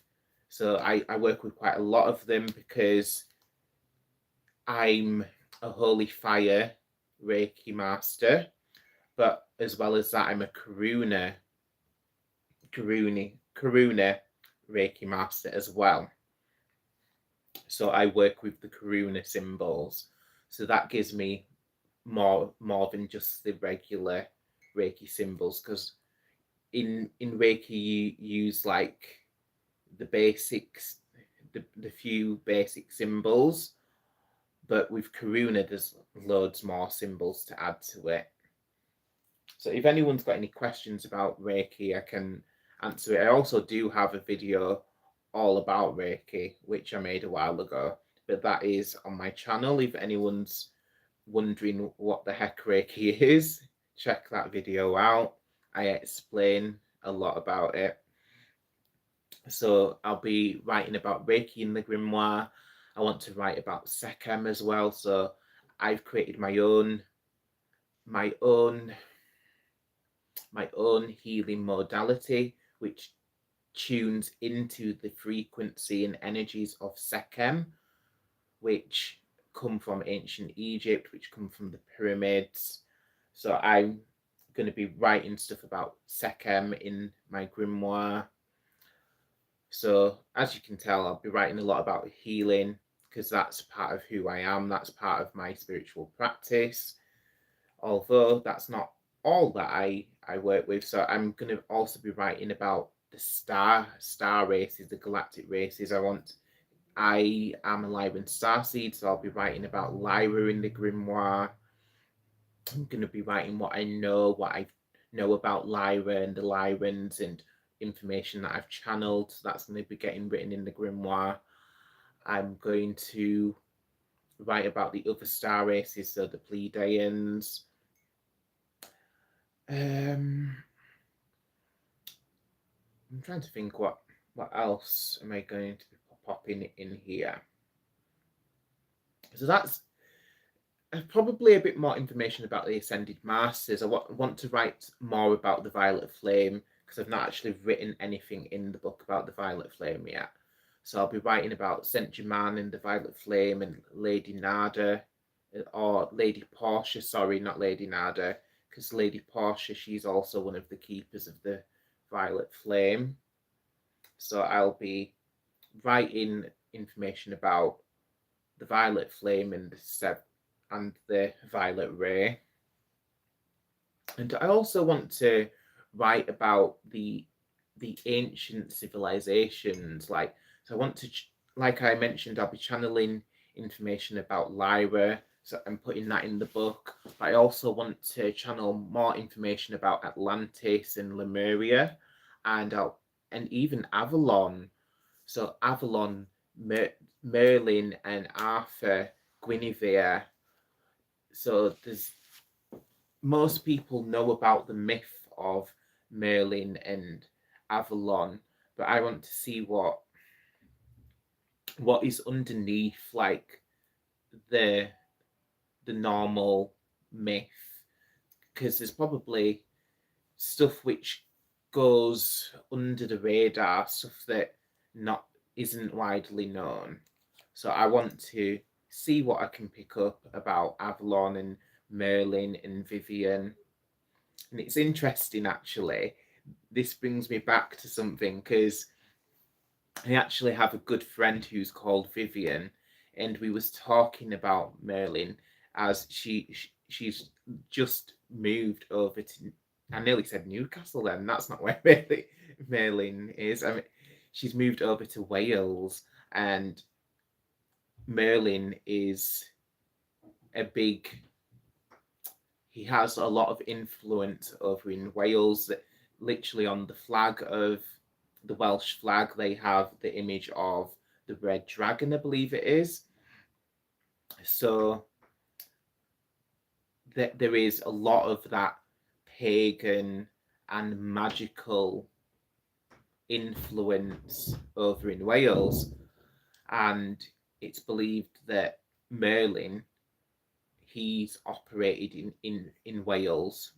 He probably operated a lot throughout all of the UK, because we have Stonehenge down in Salisbury, and there's Glastonbury. All of these places, they've become wrapped up in the whole mythos of Merlin and Avalon and Arthur and his knights. So that is something else that I want to explore in the book. But an interesting thing that I remembered where I was going with this then, the interesting thing that I realized that there's some crossover between the tale of Merlin and Vivian and Ozet and Ra, so Isis and Ra. So there's the secret name of Ra is one of the Egyptian tales where it shows Isis, or Ozet, is she's truly known to the Kemetic people. So Ozet, she tricks Ra into giving his name. So this is probably where that whole superstition over names came from. It's rooted in this, because in this tale, Ra was very secretive, and he wouldn't tell anyone his name, his true name. So he kept his true name a secret, because he is like one of the all-powerful, almighty father gods. So he's kept his name secret, so no one else has any power over him. And he is, at that time, he was the king of Egypt, ruling Egypt. However, Ozette, she quite fancied being a ruler of Egypt. She saw herself and her brother Osiris as being, she, believe she wanted her brother, her and herself and her brother to inherit the rulership, inherit the kingdom, but they needed to kind of overpower their father Ra first. So what she did, she used magic to basically, Ra breathed life. He gave life. So he'd used his magic and energy, his life force, and everything in creation was given life through his magic and his life force. However, Isis, or Ozette, she created a snake and she'd placed it where Ra would find it.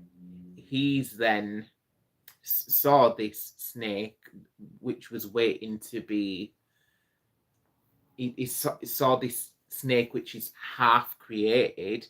He's like breathed life into it. He's brought it to life, but it wasn't his creation.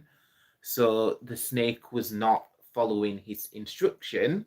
So the snake bit Ra, poisoned him, and then this has given Ozette the opportunity to come up to Ra and say, if you tell me your secret name, I'll be able to heal you with my all-powerful healing magic, because she's a goddess of healing, but she also happens to be the one who created the snake, which has created the ailment for Ra.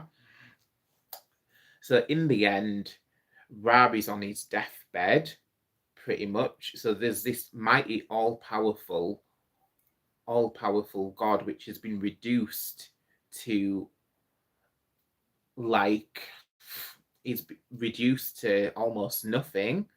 So in the end, he did give his secret name to Ozette, and then Ozette has then used his name to heal him, and she then has his secret name, which has boosted her power. So she's now an all-powerful goddess with this access to this unlimited power. So there's that story, and the interesting thing which I found with that story is that there is the connection with that tale, and there's the tale of Merlin and Vivian, or Merlin and Nimue. So Merlin and Nimue, or Merlin and Vivian, everyone knows that Merlin has fallen in love with Vivian. He then teaches Vivian most of what he knows.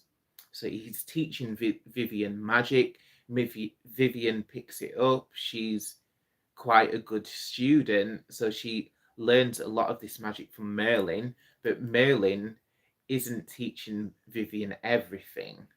But then there's one day, Vivian approaches Merlin and she's like, Merlin, I want you to teach me how to have power over you, or how to have power over someone else.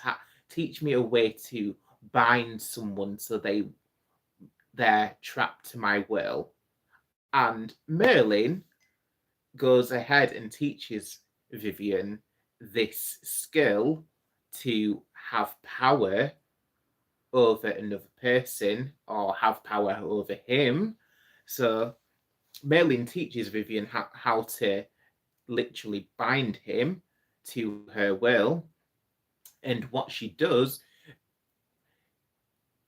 then once she's given this power by Merlin, she then binds Merlin, and he's literally bedbound. So Vivian creates a magical tower, and Merlin is kind of kept in a sleep-like state, so he can't go anywhere. But so I believe the tale goes, it's like Vivian was afraid that Merlin would one day leave her, so to keep that from happening, she's bound him with this unbreakable spell. So it's a spell that only she can break, or it can only be broken at this specific time in history. So the legend goes that Merlin will wake up again when when when Britain needs him the most. So Arthur and Merlin, they will rise again when Great Britain needs them the most. So this is the tale. So Merlin is bound up by Vivian in this tower, and he's at Vivian's mercy. And it is like, it's literally more or less the same story of Uzet and Ra, but it's told in a different way. So it's literally the same thing. Basically, there's this powerful being who has this unspeakable power, and then there's this feminine energy who comes along, who quite fancies having that power. So she then seduces and tricks the other person, and then she has access to that power and becomes all powerful and has power over the other person. So this is the same story, which echoes from Arthurian legend and ancient Egyptian legends. So it's the same story there, which I found very interesting. And I'd never noticed it, because I'd loved these two tales. I'd read them both as a child. Like, I'd read The Secret Name of Ra, and I'd read about the book where I forgot, I think it's the Tales of Merlin or something like that. But I'd read both of them as a child, but I'd never made that connection that it's literally the same story, just written in a different way. But yeah, there you have it. So if anyone has any other questions about that, so please let me know. And also, I'll have a think about what else I'm going to be adding into the Grimoire. So we talked about this Lemuria, Avalon. Dragons as well. I do want to connect with more dragon energy. I do love dragon energy, so I do want to explore that a bit more. But again, that kind of goes into Atlantis and Lemuria. The dragons tie in with that a lot, because the dragon energy was there in Atlantis and Lemuria. That's probably partly where that Atlantean and Lemurian magic comes from. It's partly from the dragons and other magical beings such as those. So yeah, I'm going to be exploring about dragons in the book. I'm trying to think what else. Something recently, actually. I'd been into a metaphysical store which is nearby me, and the lady in the store had mentioned to me about the halls of Amenti. So this is something else which I'll be exploring. So the halls of Amenti are believed to be underneath the pyramids in Egypt. There's like a hidden spiral staircase, and it leads to the halls of Amenti. So the halls of Amenti, they're similar to, like, if you think of the Akashic records. So the Akashic records record like all of knowledge and past lives and everything in existence. But instead of that, the halls of Amenti, instead of recording the past lives and knowledge and history, the halls of Amenti, they contain like cosmic energy and magical gifts, cosmic energy, and all of this stuff. So if you travel to the halls of Amenti, whether it's like through meditation, remote viewing, you can then have access to this cosmic energy and power which has been hidden for all of these years. So this is something else which I will be exploring, and I will be writing it inside the grimoire. And also, I, speaking of channeling, I do want to write a lot of information about channeling and clairaudience in particular, because clairaudience was one of the gifts. I believe it's one of my main psychic gifts is clairaudience. So clairaudience is clear hearing. So if you think of clairvoyance, clairvoyance is clear seeing. So that's people who have visions or they're able to see auras, stuff like that. So clairaudience, their gift is all to do with hearing. So whereas the clairvoyants see things, the clairaudient people, they hear things. So yeah, it may sound crazy to people who are not clairaudient. So it's not always like hearing things physically. Clairaudience is when it can be that all of a sudden a certain song pops into your head from nowhere and you cannot get it out of your head for the life of you. So when this song is stuck in your head, it's a sign from spirit to look at the lyrics, because there's a hidden message in there which is important for you. So this is a way that clairaudience can crop up. And other times you may be in meditation, clairaudience. So people who are clairaudient, they may hear their spirit guides. So when you're hearing spirit, it's not always like in a physical way. So it may be, it's not like you physically hear it like out loud. Like some clairaudient people do have this happening, but not always. So other times it's like you hear it like a thought in your own head. But this is where discernment comes in, because you need to be able to differentiate like your own thoughts or your ego to guidance which is coming from elsewhere. And you need to be able to know exactly where the guidance is coming from. Like, is it coming from a bad source? Is it coming from a good source?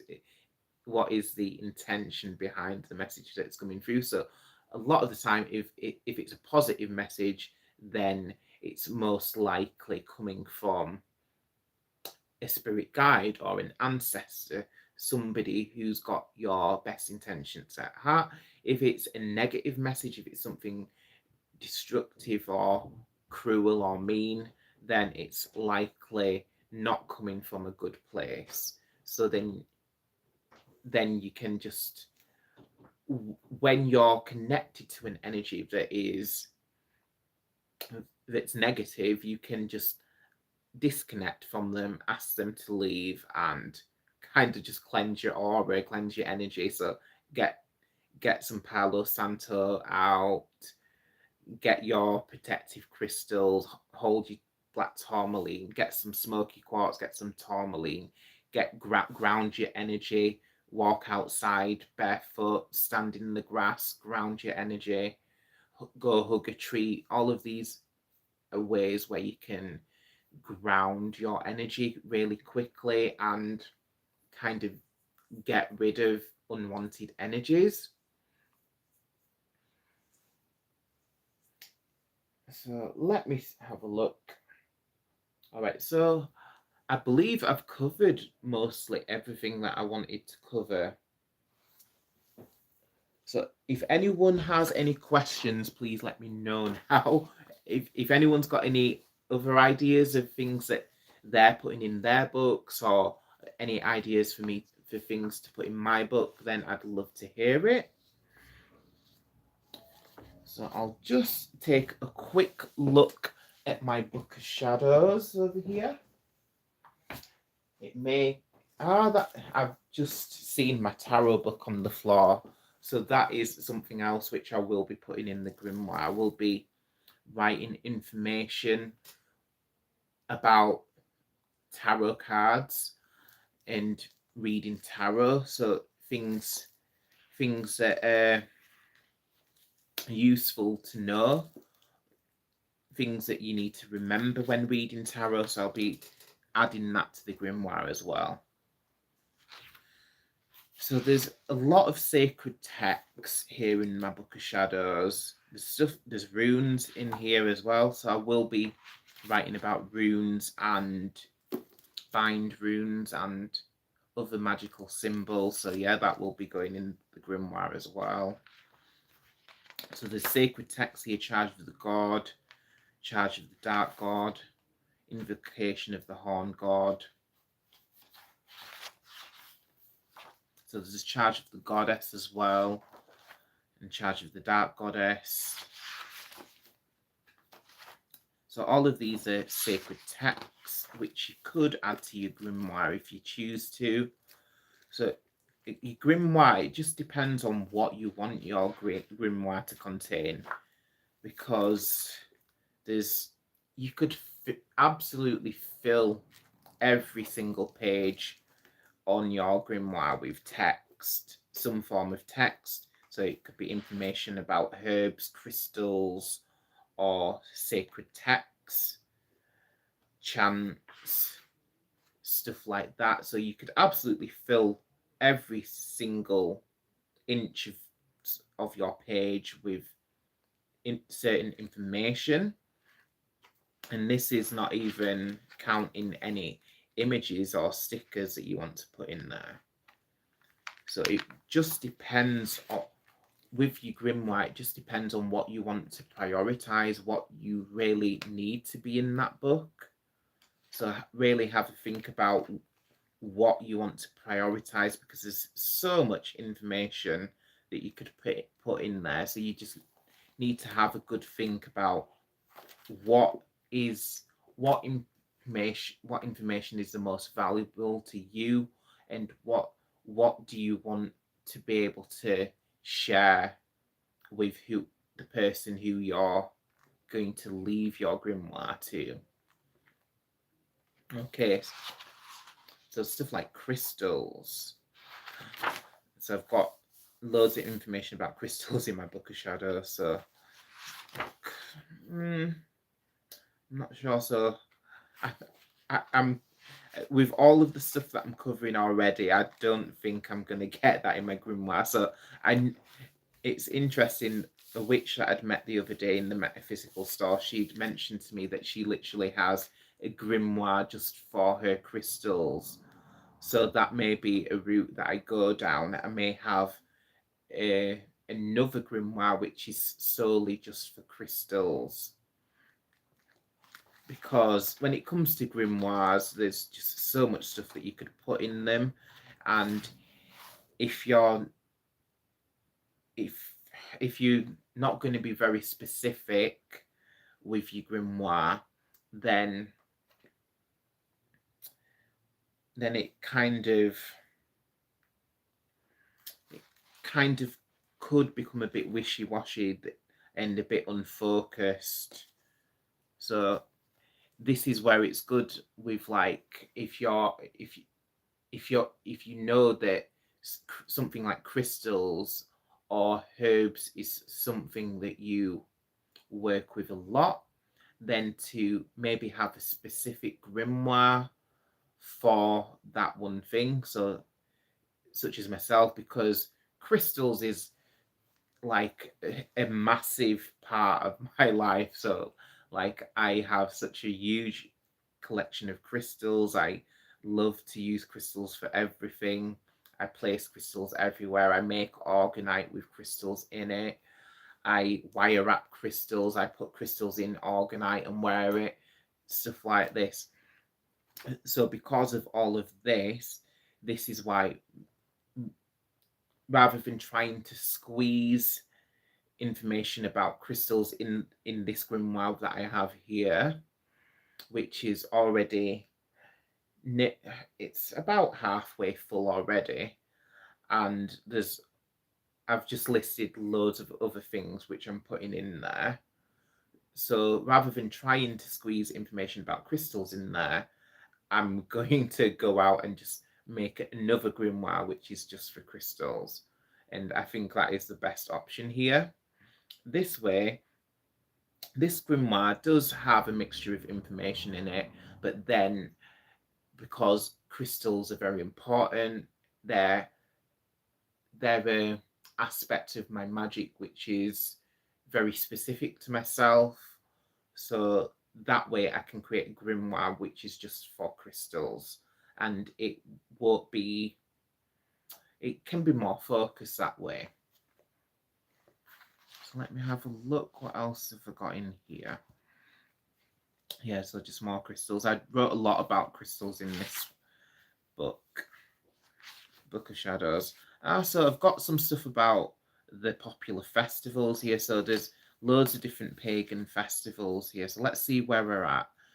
So we're near November. So all right, so yeah, we've got Hekatean night coming up on the 16th of November. Let me see what else we have here. So, oh, wait a minute. Feast of the Ancestors, November 1st. Yeah, so we just had that. So that's literally the same as All Souls Day. So literally the Catholics just renamed the Feast of the Ancestors and they called it All Souls Day instead. Okay. So it says Feast of the Gods of Harvest, and the Hunt. So that feast is on November the 9th till the 11th. So where are we now? So we're on 2nd. So that's the next pagan festival that's coming up on the 9th of November. Interesting. So it's till the 11th, because the 11th of the 11th is always a significant date, because there's the 11/11 portal, but also it's to do with like the world wars and the Remembrance Day and all of this stuff. So it's interesting that day, the 11th of November, even has even more significance.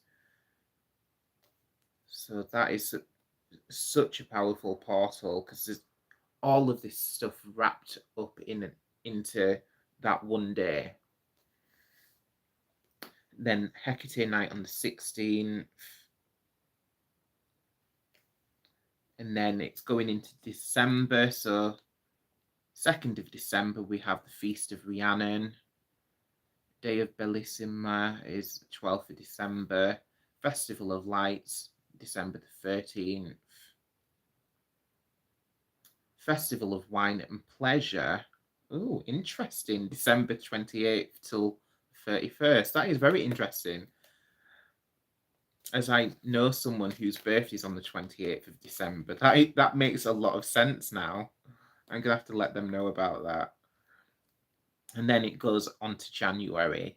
So one of the most significant ones, 2nd of January, we have the Advent of Isis, or Ozet. So that is a festival for that goddess, Ozet. But yeah, there's loads more. It goes on and on. The Day of Merlin. So there's the Day of Meadin. That's on February the 28th. Or there's the Feast of Merlin, which is on the 1st of March. But yeah, there's absolutely loads of pagan festivals. There's literally a pagan festival every other day. This is why it's fun to be a pagan, because you literally get to have so much fun.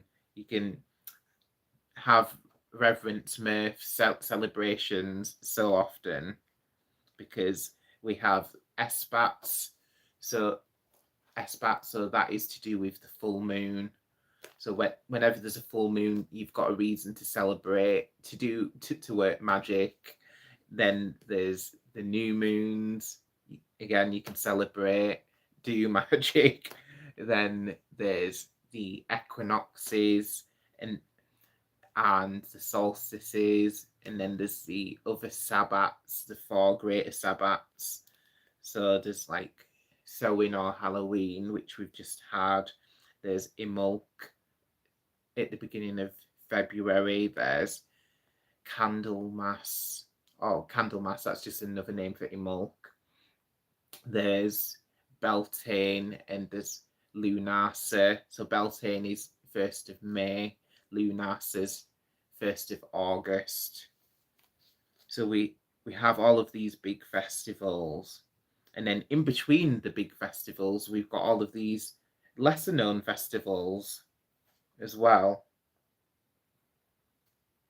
So yeah, if you're not a pagan already, be a pagan, then you just get to celebrate every day. Okay, so let's see what else we've got in here. So I've got information about creating basic wards. Creating wards. So wards are protective magic. So yes, I think information about shielding and creating wards, that is important. So yeah, I believe that should go in the grimoire somewhere.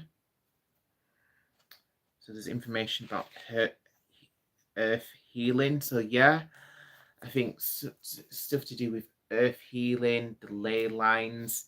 Ley lines are very important. So if you look at ley lines and places of power spots, nexuses, these are just the same as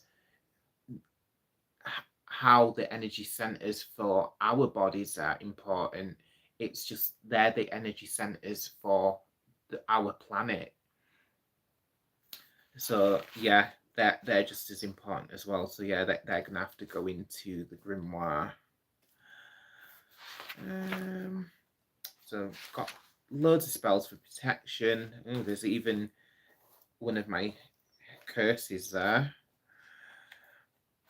A charm to catch thief, invoking archangels, invoking the goddess. So yeah, invoking's good. So let's see.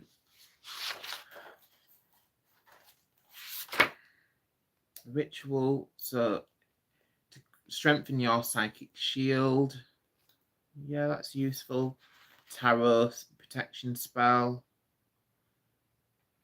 Interesting. Which tarot card? So it says choose a significator and place it in center of a cross with 10 of pentacles or 10 of cups underneath.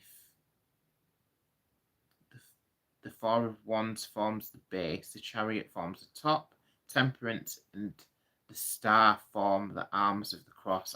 I see. They invoke supernatural protection. Oh, that's interesting. So that's an interesting one. I don't think I've used that spell before, so that must have been one of the spells that I'd found on the internet a long time ago. But it sounds interesting, that. So using the tarot cards to cast a protection spell by placing significant cards from the tarot deck in a cross formation surrounding the card which you're going to use to signify yourself. So you put the other cards with strong energies around your card. Interesting idea. Yeah, this is another thing that I do want to put in the book. So here there's the interview with the goddess. So rather than the interview with the goddess is something which an author is written. So I believe this one's author unknown. However, it would be useful to channel different deities. So I may channel Hecate, may channel Merlin, channel Sekhmet, these different energies. And to see, I've channeled Ra actually on this channel before. So channeling the different deities and seeing what messages come through. And I could put that channeled message inside the grimoire as well. When it comes to like stuff like channeling, it's just a matter of practicing. So everyone can channel deity or spirit guides. So it's not something that is impossible to do for an everyday person. It's just a matter of practicing.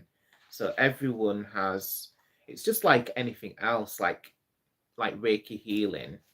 If you look at Reiki, everyone has the ability to use Reiki for healing for themselves or for another person. Everyone has the natural ability to at least move, what was it, like 20% of Reiki healing energy.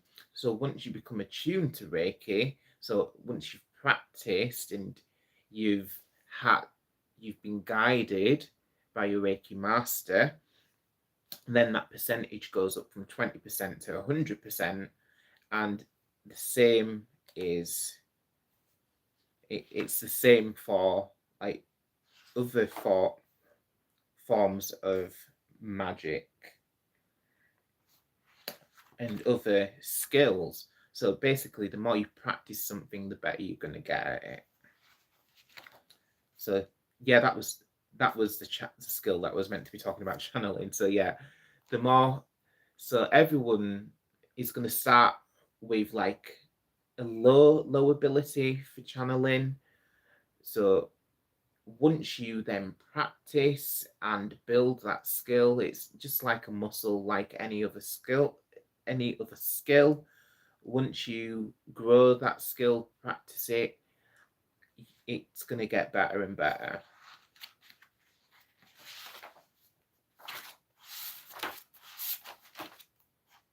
Master from crystals. So there's a little section here on the different oil recipes. So temple oil, sun oil, anointing oils. So yeah, I showed you a section in the book what I'm gonna have for my herbal and magical recipes. So I think some of the oils may go in there. Because, to be fair, there's not that many different magical recipes that I do make very often. So yeah, I think putting the recipes that I do make in the grimoire is a good idea, because it's not like the crystal magic. There's not going to be like hundreds of different recipes that are going to need to go in there, because on a daily basis I don't use that many recipes. So stuff like that, where there's just a few select bits of information, that's the kind of perfect thing to put in the grimoire, really.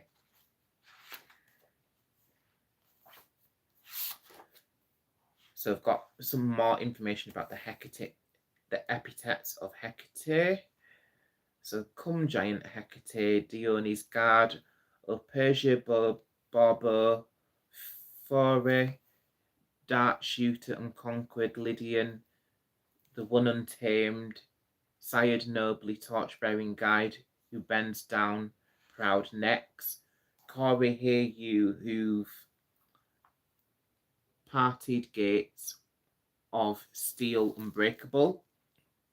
O Artemis, who too were once protectress, mighty one, mistress who burst forth from the earth, dog leader, all tamer, crossroad goddess, triple-headed, bringer of light, august virgin, I call you, fawn slayer, crafty, O infernal one, and many-formed, come Hecate, goddess of three ways, who with your fire-breathing phantoms have been allotted dreaded roads and harsh enchantments.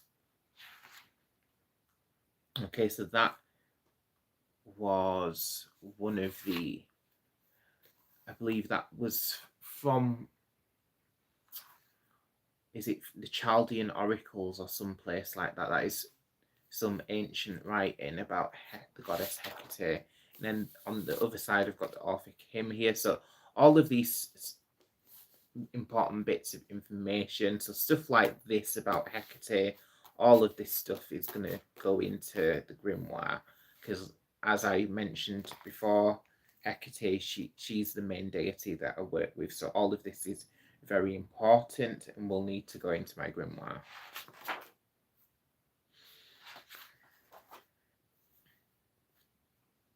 So I've got the Druid's Prayer in here. So grant, O Goddess, thy protection, and in protection strength, and in strength understanding, and in understanding knowledge, and in knowledge the knowledge of justice, and in the knowledge of justice the love of it, and in the love of it the love of all existences, and in the love of all existences the love of the Goddess and all goodness. So that's the Druid prayer. So if you go to Stonehenge at the solstice time, summer solstice or winter solstice, you will hear the Druids speaking that prayer as part of their ritual. It was quite interesting, actually. I went to summer solstice. It wasn't this year. Was it last year or something like that? I went recently to the summer solstice ritual at Stonehenge, and it was great. Can't wait to go back again someday. It's just it's just that it's the other side of the country for me, so I don't travel that easily, as I don't drive currently. So yeah, there's different techniques for channeling. So this here is called search mode. So this is one of the techniques that you can use for channeling and for tuning into other people's energies. So stuff like that. I think different psychic skills and different techniques, they're useful to be writing down in the grimoire.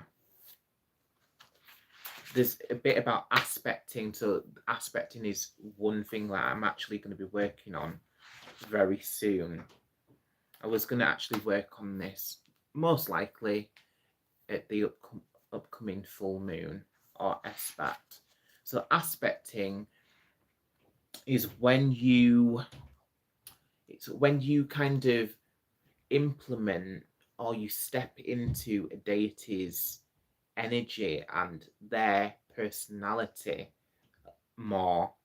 So you kind of, it's a bit like drawing down the moon, actually. I was mentioning drawing down the moon earlier. So it's where you kind of bring the essence of the deity into yourself.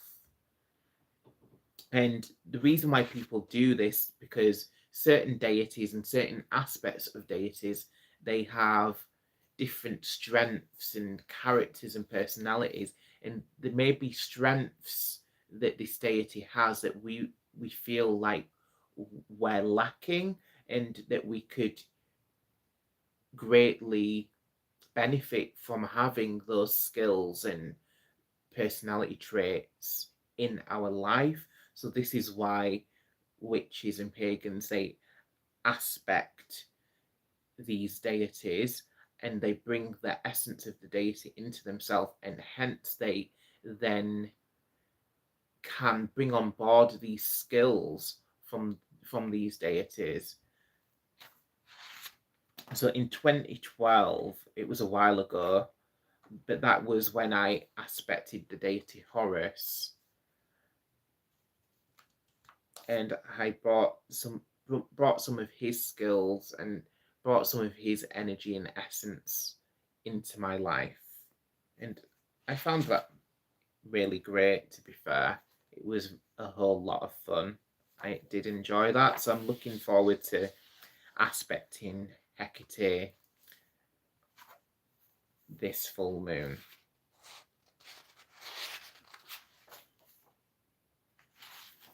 Yeah, so another thing that can go in the books is stuff to do with the witches' festivals as well. So I mentioned some of the witches' sabbats. So there's the 8 Wiccan or witches' sabbats. So each sabbat has different traditions and different rituals that you can do. So all of this is stuff that you can be putting in your grimoire. So like for each of the sabbats, I've got at least one one ritual in my Book of Shadows, so I can perform that ritual at that Sabbat. So if you've been a witch or a pagan for a long time, there may be loads of different rituals or spells to choose from for a certain Sabbat. So when it comes to your grimoire, if you're writing it in the grimoire, then I would make sure that you put in a ritual or spell that you've tried, you've tested, you know it works, and you're putting the best spells in the grimoire rather than just putting any old spell in the grimoire or ritual. So the grimoire is for magic which is tried and tested and valuable. So this is why grimoires are so important for passing down that information to somebody else, a loved one, for example. So yeah, when it comes to the sabbats and the esbats, if you're writing it in the grimoire, make sure it's a ritual that's a very good one, basically.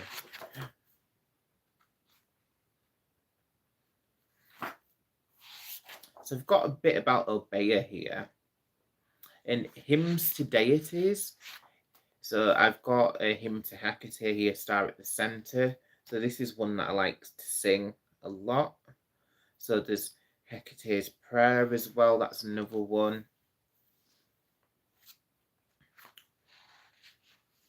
So stuff like that, like I said earlier, literally all of the important stuff to do with Hecate, that's going to go in the grimoire. Because, like I said, she's my main deity. So graveyard dirt substitute. That's interesting information. So yeah, that's going to get written in. So graveyard dirt, I don't know if any of you have ever used graveyard dirt, but it's got some varied different uses. So graveyard dirt, you would use graveyard dirt. Basically, you could use it if you wanted to tune into the veil. So it'd be good to use graveyard dirt around Halloween time. So if you're wanting to call forth an ancestor, a loved one, you could use a bit of graveyard dirt as part of your magical ritual. Or if you're doing a working against someone, so if you're doing a hex or a curse, again, you could use a bit of graveyard dirt. So that's the interesting thing about graveyard dirt. It's useful for good or for ill. So it's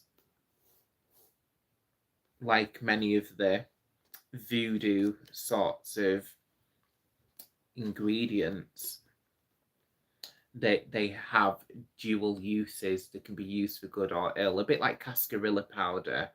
Cascarilla is a good all-rounder. You can use it for many other different things.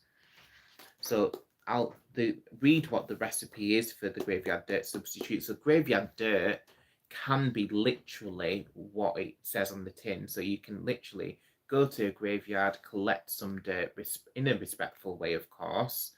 So it's always best to go to, especially if you're wanting to use graveyard dirt in a beneficial way. So if you're wanting to use it in good magic, then definitely collect that from a grave of a loved one or a good person.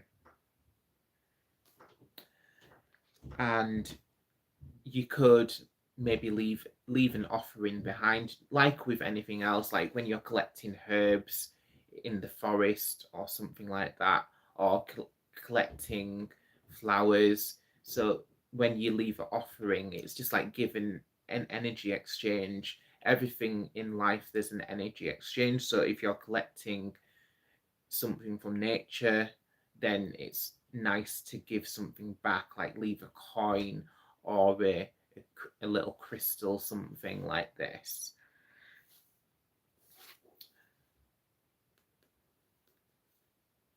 So yeah, the literal graveyard dirt, you can collect it from an ancestor or a loved one who's passed away. However, if you're doing like a curse, then you may want to take graveyard dirt from a grave which is not so nice, but it's kind of give and take, because you could still use the graveyard dirt from a loved one and use that in a malevolent spell.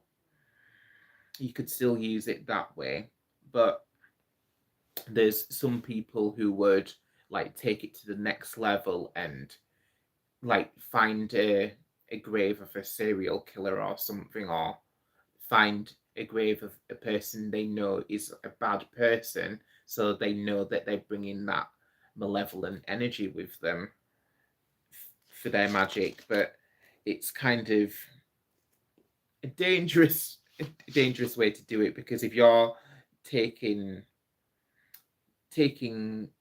graveyard dirt from someone who's not a relative, someone who doesn't care about you, doesn't have your best interests at heart, then it's, yeah, not such a good idea, really, to be fair.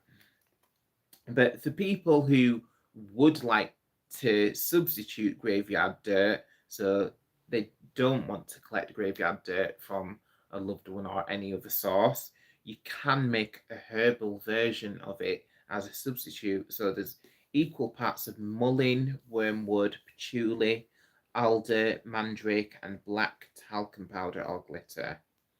So that is a substitute. Okay. Right. So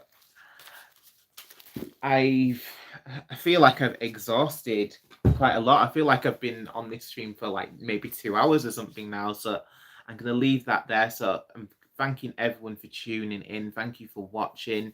If anyone has any questions, please leave them in the comments. I will come back to you as soon as I can. And please check out some of the other videos. I have a lot of good videos, especially when it comes to around witchcraft and spellcasting and grimoires and Book of Shadows. There's lots of videos flying around about these things, even videos about channeling too. So whatever floats your boat, do check out my channel. I've got loads of videos around. So thank you, and see you again soon.